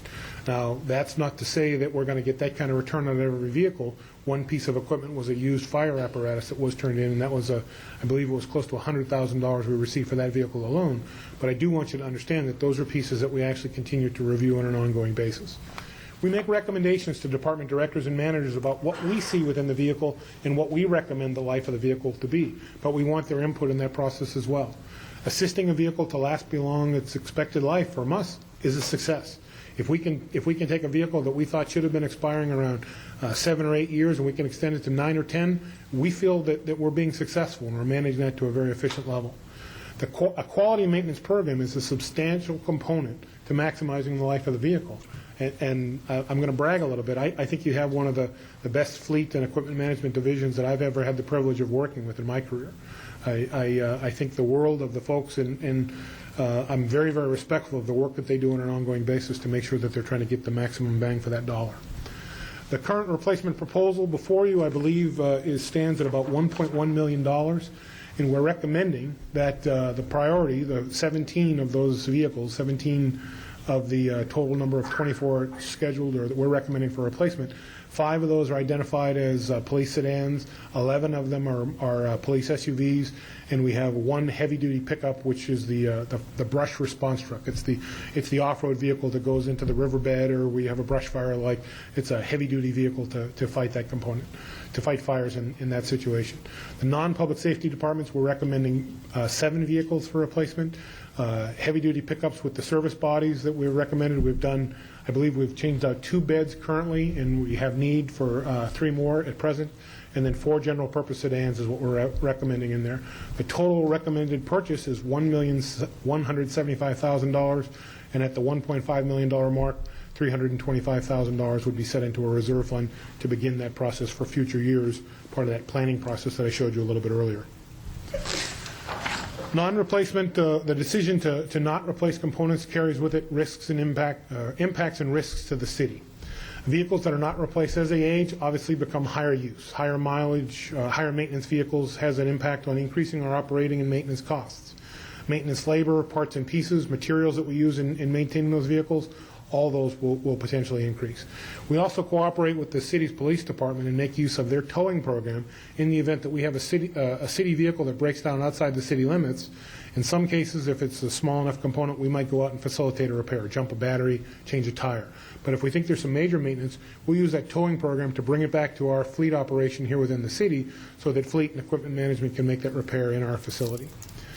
Emergency repairs and time spent on call-outs for vehicles that have broken down, that diminishes our maintenance time that we can perform proactive and predictive maintenance.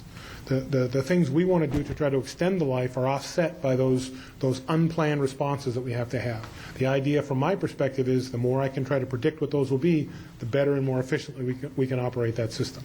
Unscheduled maintenance increases as vehicles age. I can't tell you what will go wrong, but I can tell you from our database, from what we've seen in the life cycle of vehicles and what the industry standards tell me, that the older a vehicle gets, the more likely I am to see unscheduled maintenance requests as a result of that. Yes, sir. How often are tires replaced on vehicles, depending on the agency that's using them? They're inspected when we do those service checks for police vehicles. That's inspected at the 3,000-mile mark. The frequency that we replace them depends upon the condition that we see. So if the vehicle has been involved in a significant number of miles, or perhaps some components where they've had to drive aggressively and there's been more wear on the tires, that will increase the frequency with which those units are replaced.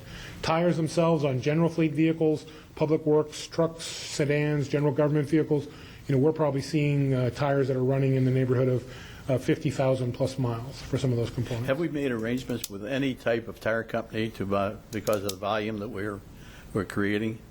We have a number of procurement arrangements established through shared arrangements with other cities who have written contracts that we have access to through our procurement department to try to maximize our ability for bulk purchasing.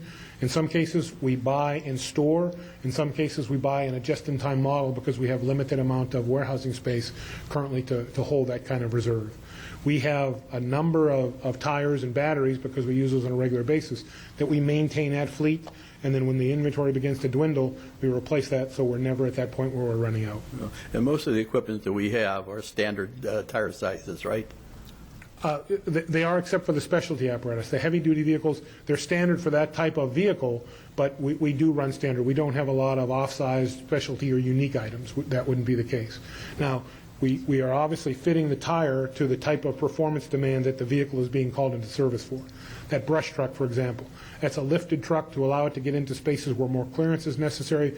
It's going to have a heavy-duty tire on it because of the places that it's going, as opposed to a water truck that's going to be predominantly running down the roadway and running into developed areas where we're performing service on behalf of citizens or developers that are currently underway. They're typically driving only on the asphalt. The brush truck is heading into all different kinds of areas within the city, and in some cases shared jurisdictions with other cities around our area. Have we ever considered, for the specialty equipment that we have and the specialty tire that they might use on that equipment, leasing arrangement for tires, like many tire companies have for large trucks and buses, for example? That size tire? Councilman Sousa, I'm not aware of a leasing program for a consumable. A tire, in my mind, would be a consumable component. You're going to utilize it consume the life on that unit and then dispose of it accordingly through proper channels. If there is a leasing opportunity specifically for tires or other components, I'm afraid that's not one I'm aware of. Okay. I don't know about the cities having looked into leasing vehicles on behalf of city operations. I'm not aware if that's occurred prior to my arrival. I'm only here just now less than 2 years. I'm coming up on my 2-year anniversary. If that's been looked at previously, I'm unaware of that, but I'll be honest, it's not been looked at since I've been in this role. By the way, in the 2 years you've been here, you've done a terrific job. Well, thank you, sir. I appreciate that. I have to confess it's been a significant education. Thank you. The impacts to the city that I mentioned, those unscheduled components, and then the last component, the last slide I'll roll up with is risks. A fleet comprised of higher maintenance vehicles will result in a less dependable fleet. At present, on behalf of public safety, we have an availability rate for all the public safety vehicles in excess of 95%. 95% of the time, that vehicle is available and ready to go. And that's a number that I'm very proud of. I think that's a number that any fleet manager would be proud of based upon what I know of the industry as a whole. Public safety vehicles must be reliable and well maintained for the benefit of the community that they serve. Obviously, 17 of our 24 vehicles are targeted within public safety. We're recommending it because we see it as a high priority for the system, and we know that that's a priority for you as the council. An unreliable fleet has the potential to impact staff using the vehicles. It's important that from our perspective, we're providing someone the best, well-maintained vehicle we can so that they know that they can operate that safely. And that the risk of accidents and injury is higher in vehicles that get older. That has a component. Safety for us is not an option. It's a lifestyle. It's a standard that we put into the way we administer the fleet. The operation of that vehicle, I feel very comfortable in asking anybody, my family, to jump behind the wheel, knowing that we've done the best we could to make sure that it operates as intended and in a safe manner. That's a very, very important component for all the members of the fleet and equipment management division for every piece of equipment that they touch, whether it be a general purpose sedan, whether it be a piece of equipment that they're servicing, changing a tire on a trailer, for example. Making sure that it operates as intended and safely is important for us to make sure that that's the highest delivered component. That concludes the slide presentation that we had developed in Public Works. I'm more than happy to field questions. I think there might have been some questions, too, from some members of the public that I'm more than happy to try to field as well. Thank you for your time. I appreciate it. Before we go to the public, you have 17 police vehicles you feel should be replaced in this coming fiscal year. Yes, sir. And you gave us criteria why you do things, but can you, in a specific sense, tell me why every one of those has to be replaced? I can. I have the components for those vehicles to give you a snapshot of their current condition, if that's what you'd like to see. Yeah. Certainly.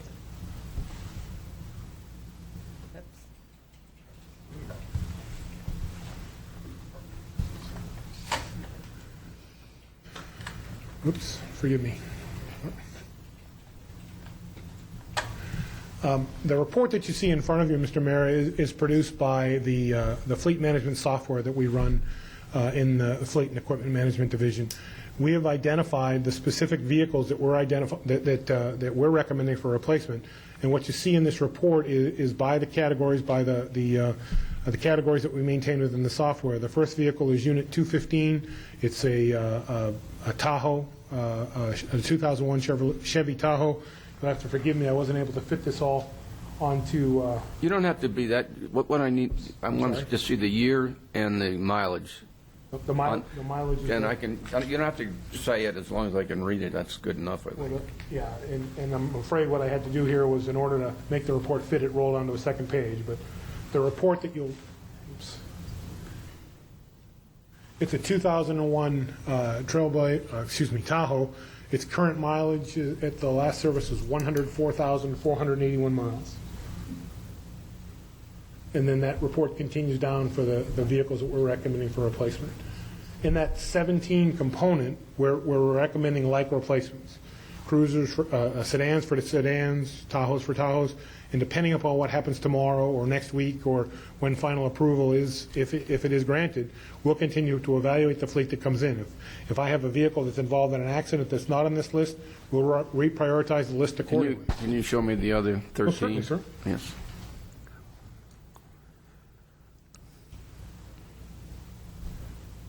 The second category below the second gray line is, again, a 2001 Chevy Tahoe. the mileage on that vehicle, Here. and its last service. Is that was one nine- vehicle, or is that a series of vehicles? That's one vehicle, correct? It is, sir. I'd like to see the 13, you've got 4 there, I'd like to see the other 13. Sure.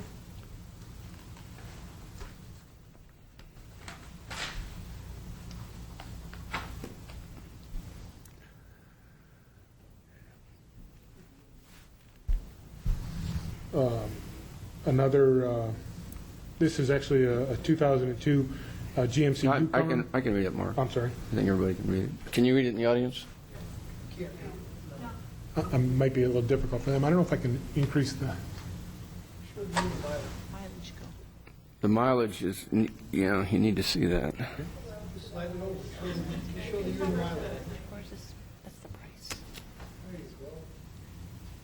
Yeah, slide it. forgive me, I'm a rookie. Slide it over.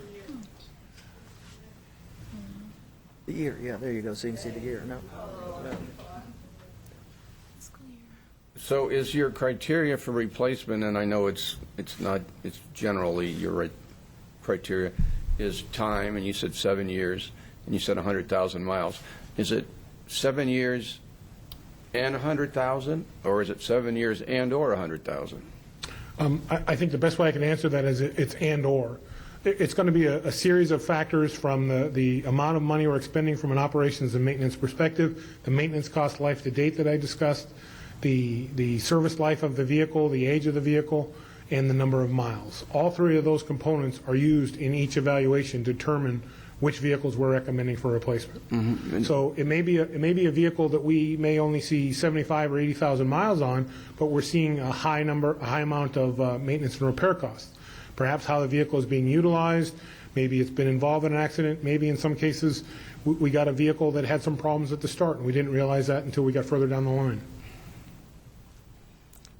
The SUVs are pretty expensive, aren't they? They are. Yeah, along with one of the, if I may. I was looking at the high cost of these cars, but that includes the police cruisers types, plus all the equipment that goes into that car, right? This cost does, yes. This is the in-service cost of the vehicle. And that's how all we the evaluate. specialty equipment that is on that unit. This cost includes those costs, yes, sir. The lights, the radio, the skid plates, the specialty tires, those types of things. All those pieces are included. This is our in-service cost of the vehicle. So therefore, a Tahoe for your police costs about $61,000, equipped, ready to be on the street. Right. When it was purchased, I think we're in the plan that we put Before forth. it was, you mean, I'm sorry, the sir. purchase price was less than 61. It was. We apply an inflation factor of 2% on our vehicles less than 8,500 gross vehicular weight, 2% annually. Much you didn't know. Very expensive. Anybody want to see this again? Good question. Just the only thing is, it's quite a few with less than 100,000 miles. There are. Quite a bit less, in fact. There are. I agree with that. Okay, shall we, do you want to ask him a question about the briefing? Because we have a presentation by a citizen. Let citizens go. Pardon me? You can let citizens go, that's fine. I can't hear you. Let citizens go, that's fine. Okay. All right, thank Mark. You're Just very welcome, sir. hang around, we probably want you back. Happy to do so. Okay, and opportunity now for the public to speak on this subject. There's one speaker request, Tara Rassis.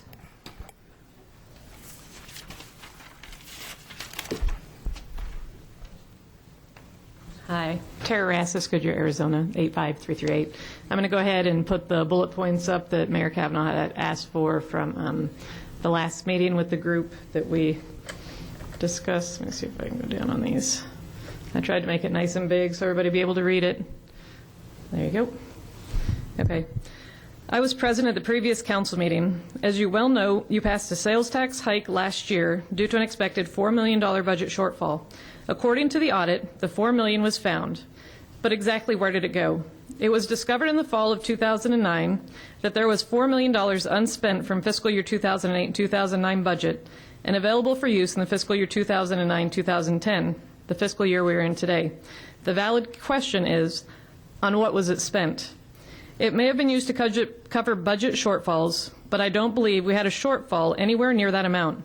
Neither staff nor city manager has ever answered the question satisfactorily. We want to know, where did it go? We're getting to the vehicle part right here. Mr. Pizzillo found a way to reduce the secondary property tax rate temporarily, a rate decrease that saves Goodyear citizens about $30 per year on average. I'd like to know just how the city manager managed to create his own water management rainy day fund to the tune of $9 million without the council's approval, as everyone but Mr. Pizzillo seemed surprised to find out that the extra $9 million existed. Is the $7.5 million remaining in the water reserve fund earmarked for water emergencies only? What happens to that $7.5 million? Why did we agree to increase the taxes 0.5% last year if we had $9 million in an alternate rainy day fund? Exactly how much do we have in these rainy day funds or reserve funds, and how many other rainy day funds have been created at the expense of the highest restaurant sales tax in the county? What is your plan to reduce the tax rate?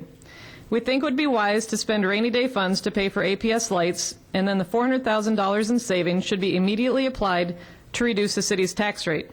The savings generated by the contract in future budget years should be used to replenish that rainy day fund. It was just said that you have 3 more highly trained technicians than any other cities. Our cars should last longer. Spending money to replace all these cars is a perfect world position. Unfortunately, right now, we are not in a perfect world. It is unreasonable to assume maintenance costs would exceed $1.5 million. The $400,000 from APS lights and an additional $1.5 million frozen from the Vehicle Reserve Fund is $1.9 million. Press the city manager to eliminate or save an additional $400,000 and repeal the 0.5% sales tax increase as deemed, and also to reduce the police uniform allowance, as we have the highest police uniform expense in Arizona and deemed by several City of Goodyear police officers as excessive. We are City of Goodyear citizens and business owners.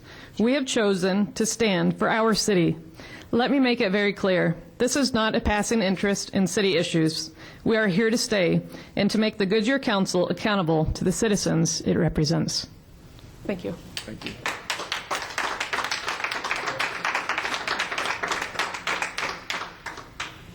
Is that what you want to talk about, replacement vehicles?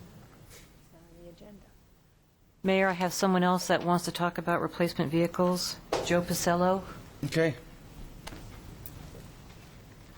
Mr. Mayor, members of the council, city manager, my name is Joe Picello, Goodyear AZ 85338. I am also the president of the Goodyear Police Officers Association, as many of you well know.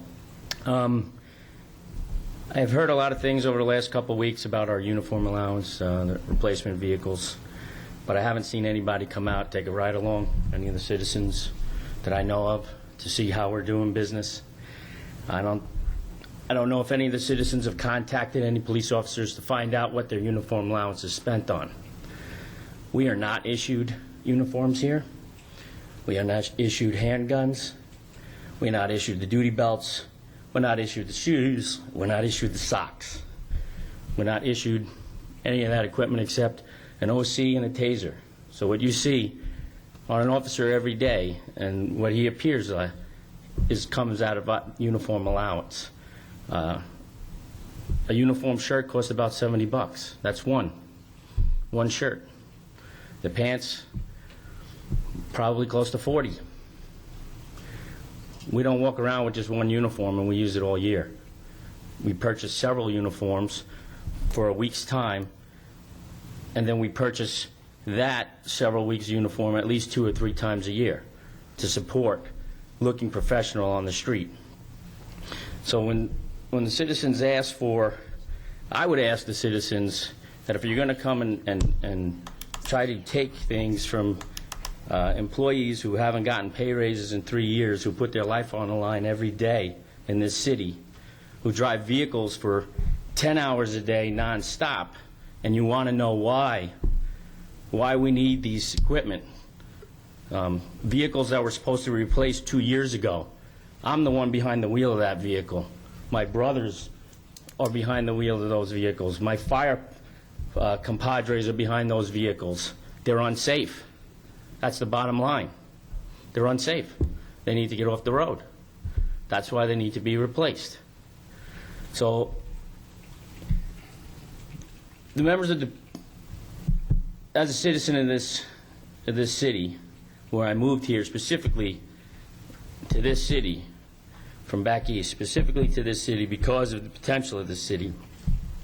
Now we're going through some rough times, and we want things to grow. Everybody does, but given the state of the facts of the way things are around here, it seems that we need to recognize that even though it wants to, you may not be able to put that fancy swimming pool in your backyard this year, and that applies to the city too. So I would appreciate people do some research and get the right information before we start asking for cuts. I know there's the city manager. I'm a little confused as to why we're even talking about this when the city manager presented a balanced budget. So why are we pulling line items out of a situation when the budget is already balanced? Thank you.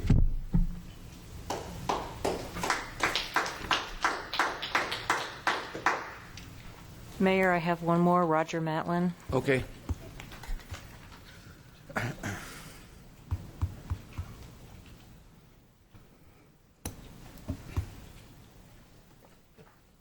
Roger Matlin, Goodyear, Arizona. Just while I was watching that presentation being made about the vehicle replacement, and I think it was Councilmember Sousa that brought up the issue of contracts for tires and such. And, you know, I used to amateur auto race in some of the top road racing series in the country, and I've won a number of championships and go through tires, and we always had deals with the tire companies. It seems a little strange to me that we live in Goodyear, Arizona.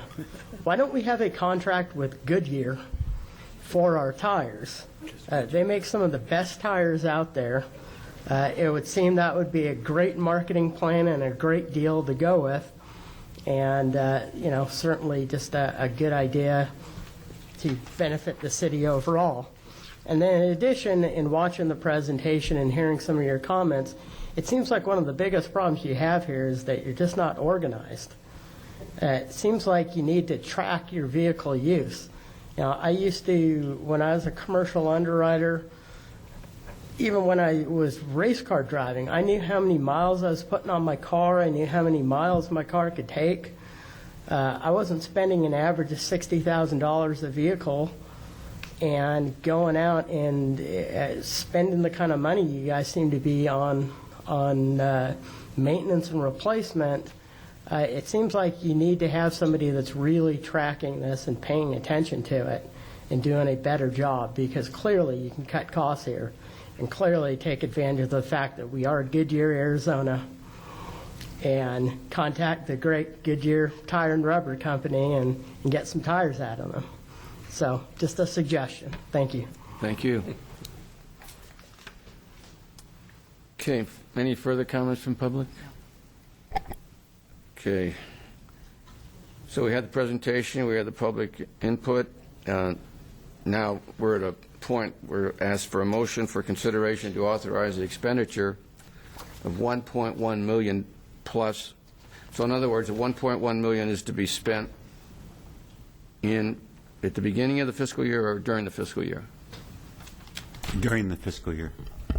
Plus a $400,000 reserve fund in fiscal year 11, which is coming on, totaling up to $1.5 million for funding vehicle replacement and reserve. So could I have a motion on that? So moved. Second.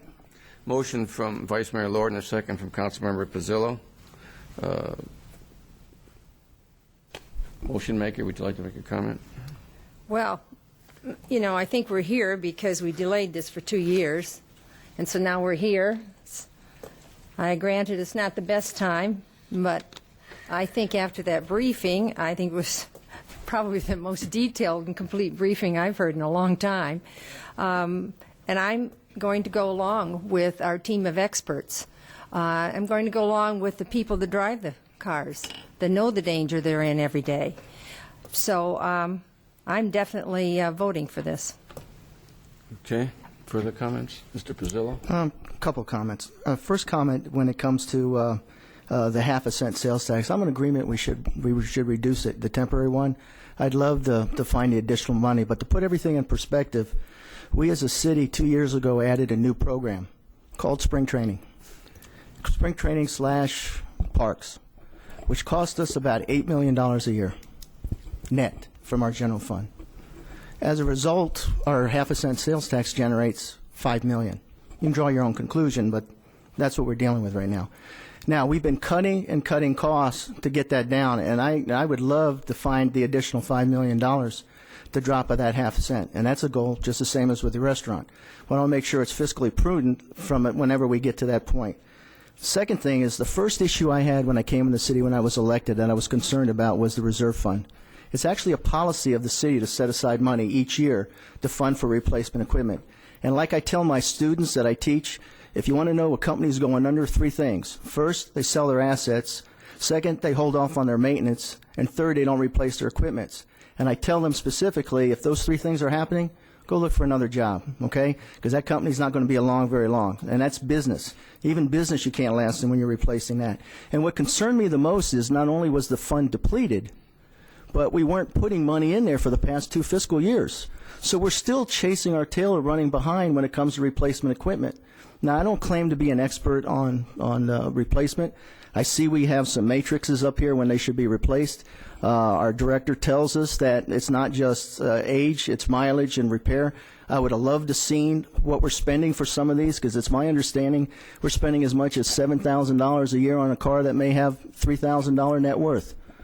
Now, even in my simple math, that doesn't make a whole lot of sense. So at some point, there's got to be a way at which there's a break-even point on our vehicles. And the question I have for our city attorney is, assuming, number one, we don't replace these equipment. And in the first place is, even if we don't replace it, I believe the $1.5 million is underfunding our replacement reserve count anyway. So I would be of the notion to have that money there locked in, so eventually when this stuff gets replaced, because it's like that old saying with the motor oil, pay me now or pay me later, eventually going to have to replace this. But say, for example, one of our vehicles gets in an accident, and say it hasn't been replaced on its normal cycle on a policy that the city has. What kind of risk and liability do we have if that gets out there that we're not replacing our vehicles from that standpoint? I mean, what kind of liability or risk are we looking at? Spell it, lawsuits. That's what I'm asking the attorney here. Mr. Mayor, members of the council, it feels like a law school exam. To be honest with you, I think from a policy standpoint, you're probably making some good points. From a legal standpoint, there are some protections built into the law for when councils choose to not expend funds, specifically not expend funds, you can argue some qualified immunities. So if you have a program in place and you're not maintaining the vehicles according to that program, yes, you can start incurring some liability. But as a legislative body, if you were to choose to affirmatively not fund the replacement vehicles, the courts through the qualified immunity standards usually will not hold that against the municipality. My biggest concern is the public safety. I mean, if we're operating vehicles out there that need to be replaced, or again, if they're coming into the shop because they're breaking down and they're not on the road, that means they're not out there doing what they're supposed to be doing. Again, I don't claim to be a mechanic. I don't claim to be the expert on this.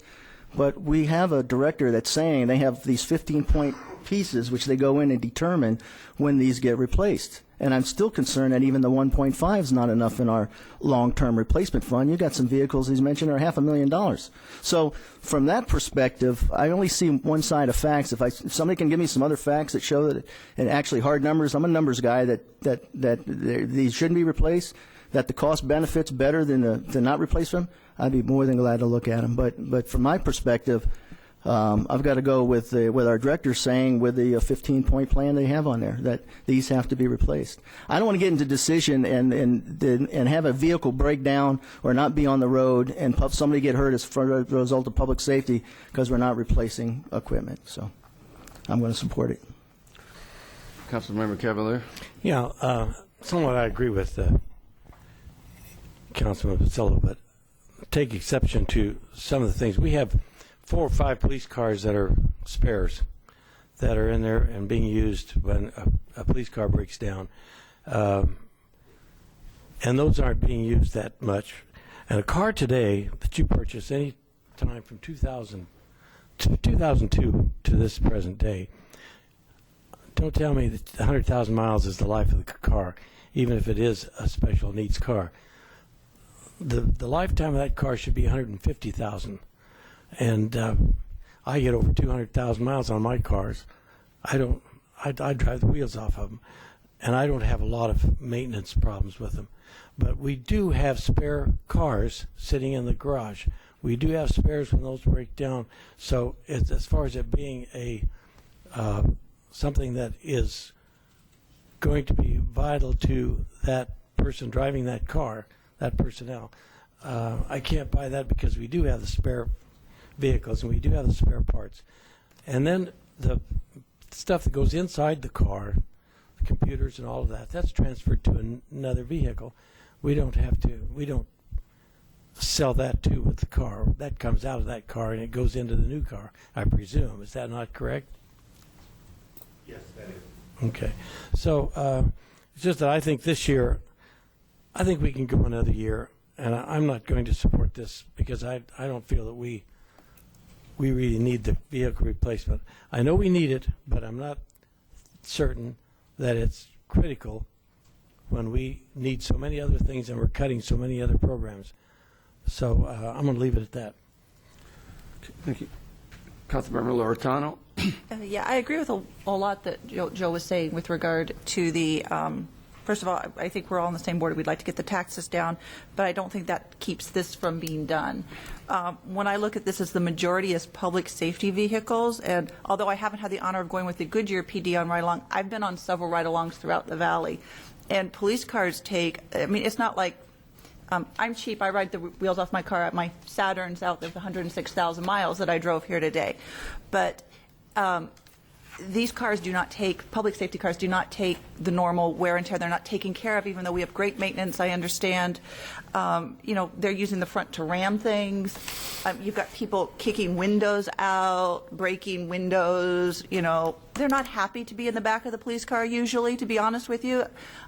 You've got some very not nice people in the back of those cars, and they do cause a lot of wear and tear that your normal family isn't going to do in your car. I know police that have to hose it out. And when you're looking at the safety, I have to go with the experts on this one, especially when you're talking about the public safety. I would hate to say, well, we didn't want to fund this and there's an accident or someone gets hurt. I have been to police funerals, and I do not want to go to one for a City of Goodyear police officer for this. I think we have the money for this. This is planned. I am very concerned the fact that because we haven't funded it for 2 years, I was looking at 2016, 2017, we're going to take a big hit, looking down. I think we need to start funding a little bit now. I like this fund. It's like a savings account, and if we don't need to fund them all, maybe we do have extra cars, but at least it's there and we have it, and if they can get another year out of 1 or 2 cars, maybe we can balance that out so we're not hitting 2016, 2017. But I'm not a car expert. I was impressed, like the Vice Mayor stated, with the plan. I've never heard so much about 15 points, how to make your vehicle and how you grade them. And if you say we need them, I'm going to have to trust the experts on this one. So I'm going to be voting for it. Councilmember Osborne. I'm in favor of it. Councilmember Souza.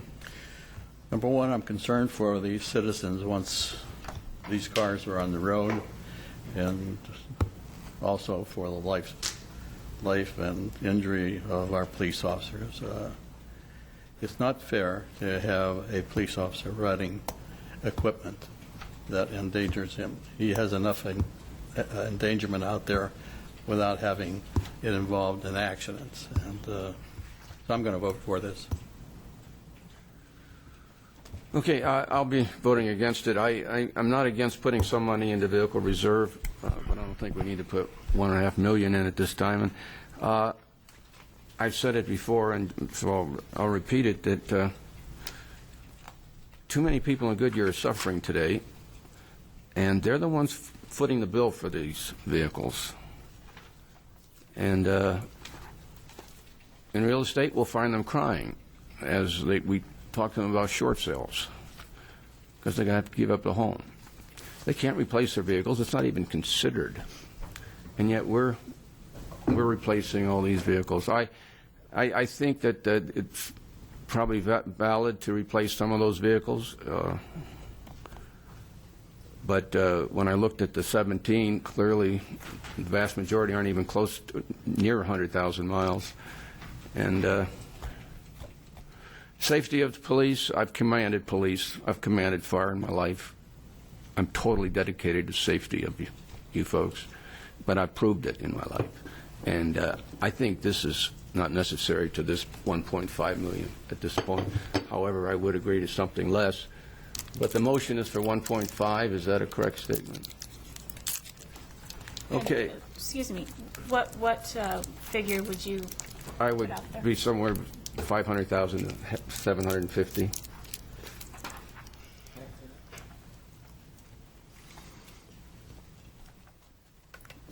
You know, the only thought in that I have been toying with back and forth is I agree to the 1.1 million. I think that there's no question in my mind that it needs to be taken care of, and I understand that, you know, we want to start this cushion for the next few years of that 400,000. But we're going to be when we come back from our break discussing taxes, and I just don't want to hear that we can't do it because of $500,000, and that's, I'll be looking back at that 400,000 for that cushion, and I'm just going to say that now. I will vote for this, but that will better not be the factor that stops us from lowering some taxes. Okay, this is not a resolution, is that correct? That's correct. So all those in favor of the motion signify by stating aye. Aye. Aye. Opposed? Nay. I believe it's 5-2.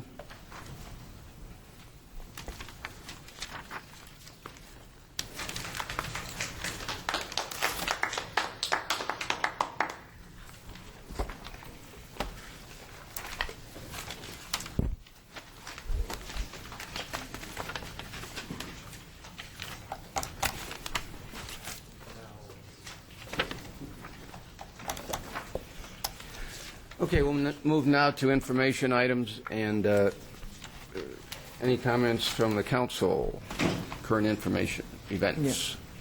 Well, a couple. I was reading today in the paper about the City of Phoenix Employee Incentive Program, and I know there's ups and downsides on that, but I was wondering if we can get a yellow paper from the City of Phoenix.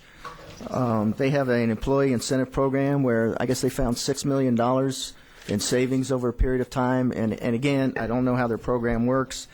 I don't know what their upside's been, what their downside. But if we can just get some feedback on that I would appreciate it. Be happy to, Mr. Pizzillo. Thank you. The other thing is let's see, I had the one-on-ones this past Friday and Saturday with the citizens out there, scheduling them, and I have gotten some additional ideas above those 14 that I threw at you the other day on how to close this gap. So I'll be putting that together, I guess, giving it to Parrish so I can get to you on what that was. I thought it was a success. The only thing is I wish there was more, because I'm just trying to get a feel for out there on some of those issues. But it was a good start, I thought. So thank you. Thank you. Other? No? No. Vice Mayor? I attended the evening to celebrate the exchange of community information hosted by our neighborhood services, led by our neighborhood manager, Lily Schuett, greeted by our city manager, John Fishback. Of course, we had our dynamic duo, Norma Cunningham and Rose Beals, from the VISTA program and the Yana Senior program. And I believe, were there about eight neighborhoods that attended that? Yes, there were. Okay, so it was very successful. I also have been asked to stay on to the GPEC International Leadership Council meeting, and I was there this week, and they're reorganizing it to be more competitive in the foreign direct investment, attracting foreign business to Arizona. And I look forward under the new leadership of a director that they hired. I guess that's about it. I did want to make a couple of comments, Mayor, about sort of the budget and the suggestions that were made to us. Is this a time I could do that? I don't think so. Mr. Mayor, members of council, this is more of a current events type of Okay. opportunity. Not as substantive as we'd probably like it. I guess I should have done it at the last before I voted. Yeah, okay. Comments? Sorry, did you? No, go ahead. Oh, go ahead. I'll Joanne. catch you. Then we'll get the... Oh, I just, well, the mayor and George and I attended the Valley Hotel and Resort luncheon, and we heard from 8 mayors across the valley regarding actually how the industry has been hit in their own areas and things that they are doing, which, was all very interesting. I appreciated that. Attended the chamber annual dinner, and I just want to thank Frank for the last few years that he's been our council representative there, and I'll be taking his place. In the past, I've been very, very active in our chamber, so I'm looking forward to this. And lastly, I know that most people have been hearing about it, but we've got a air quality problem. And it's actually being compounded with our ozone, and regulations are about to be changed, and this is going to be a time that we're all going to need to be coming together to work on it. And so I'm Miss Clean Air Ambassador now, so I'm going to be bringing you all Joanne's tips for clean air in the future. So Help us get rid of this cement. in the dust bowl that we live in, So thank you. Thank you. Mr. Souza. Thank you, Mr. Mayor. This evening, we voted on the Cotton Camel Center, the final planned area development. And I think it's about time for the council and staff maybe to make an arrangement with Westcourt to see where we stand on Estrella Falls. I just can't understand why that they are not willing to begin construction on Estrella Falls, okay, knowing that the economy is going to be changing either the end of this year or perhaps early next year. But in this process, they could at least be in the plans of construction and be ready for when the recession ends, and then the merchants move into Estrella Falls. So I would ask the staff to look into that with the concurrence of the council. If not, then we go from there. Thank you, Mr. Mayor. Well, we could certainly get an update on that. Certainly will, Mr. Mayor. Thank you. I'd just like to make a comment. We have a serious problem in Goodyear, and if you live north of I-10, you're probably aware of it, that we've got a serious odor. It's a liquid sludge that was placed on farmland around McDowell, and it's not only has a terrible odor, it draws flies. So we have views of houses with hundreds of flies at their front door. And I just want to tell the people in that area, and in fact, apparently this fertilizer applicator is going to other parts of the city. So, Mr. Massey's been involved, Mr. Fischbach. Is Sandra here? Yeah, Sandra has done a great research project for us on this and really has enlightened me on the subject of biofuels. And I've got to call into the ADEC director that I want to tell the people we're doing everything we possibly can. We understand the legal restrictions here, but the city of Goodyear is still responsible for its people, and the conditions are just unbearable. So we're working that, and I want that out to the folks that will do our very best to resolve it. Mr. Can I have one more? Yes. Can staff tell me what is happening on Palm Valley Boulevard, right next to Palm Valley School, off of the golf course? They've got the streets, half of the street blocked on Palm Valley Boulevard, and with about 4 or 5 large tank units, plus a lot of other equipment that is just off of Palm Valley Boulevard. And I don't know what it is. I haven't been able to Smell find. sewer. I mean, you can smell There's a smell, too. Can't figure out what it is, what they're doing. I'll have to let you know, Mr. Sousa. We'll check on it in the morning. Okay, thank you. Thank you. Well, have they approached Public Works to get a permit for having all this David, do you know? equipment now? David Ramirez, our city engineer, will address that. Mayor and Council, I think that work that you're referring to is a injection well. It's part of the Superfund cleanup work that's going on by Crane. They put in a injection well. They're just immediately south of the school, and then there'll be a pipeline that'll bring water to that point. What does that do? I mean, what are they putting in or taking out? At that location, they're putting in. So what's those 4 tanks or 5 tanks, large blue tanks that are alongside the roadside, that contains water, and that's what they're putting into that? I believe so. I'm not familiar with those tanks, but I will find out first thing in the morning. And They say Rainmaker or something on there. it was part of their, maybe part of their well drilling installation, but I will check on that and report back on that one. John, no. Thank you. Councilmember Osborne, did you? Thank you. Thanks. We went straight to staff, right? So, No, no, wait. no, it's your turn. Oh, no. It was staff, inquiries to staff. It's an inquiry of staff. Yes. Yeah, that's right, we did, didn't we? That's fine. Okay. Mr. City Manager. Mr. Mayor, members of the council, if they could put up the, there it is. I just wanted to briefly address the last item, the last budget item, which was the purchase of the streetlight system from the APS, Arizona Public Service Company. As you'll know, we have not finished the work on this. As you know, the Matrix Study Phase 1 recommended as best practice that streetlights be owned by the city and maintained by the city. Based on the Matrix study and the subsequent analysis, the council approved in 2008 the purchase of the streetlight system, and that was COAC 08-3860. We have been negotiating the terms and conditions with APS, and it's taken a long time, and I finally got involved about 3 months ago and talked to the vice president responsible for this, and we reached agreement. And the city would purchase the streetlights, APS would provide the electricity, and APS would maintain the streetlights for a period of 3 years. Although the financial analysis commissioned by the city concluded that the city's costs would be reduced, we are in the process, the staff is in the process of conducting additional analysis.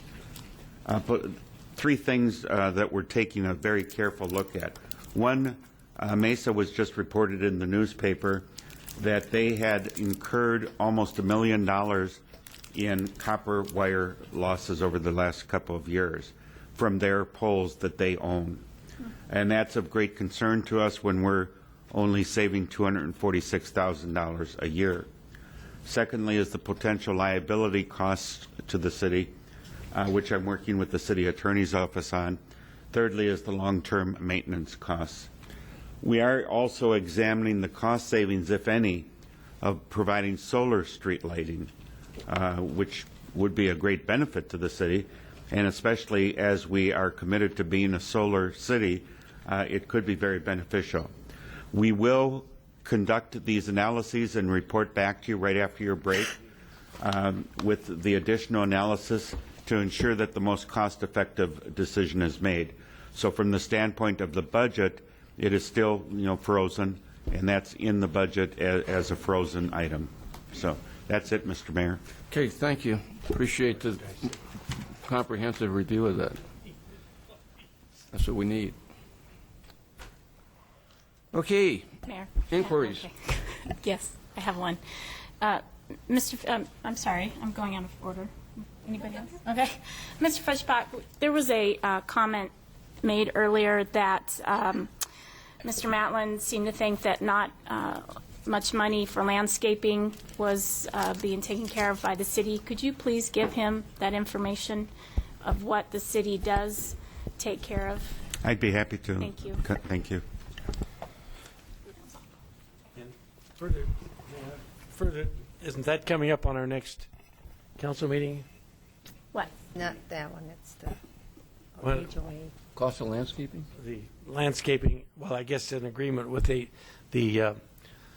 Estrella HOA, and I think that's what he was making reference to. It is. We'll be happy to provide a comprehensive report to him, Councilmember Cavalier, Councilmember Osborne. But that is coming up, isn't it?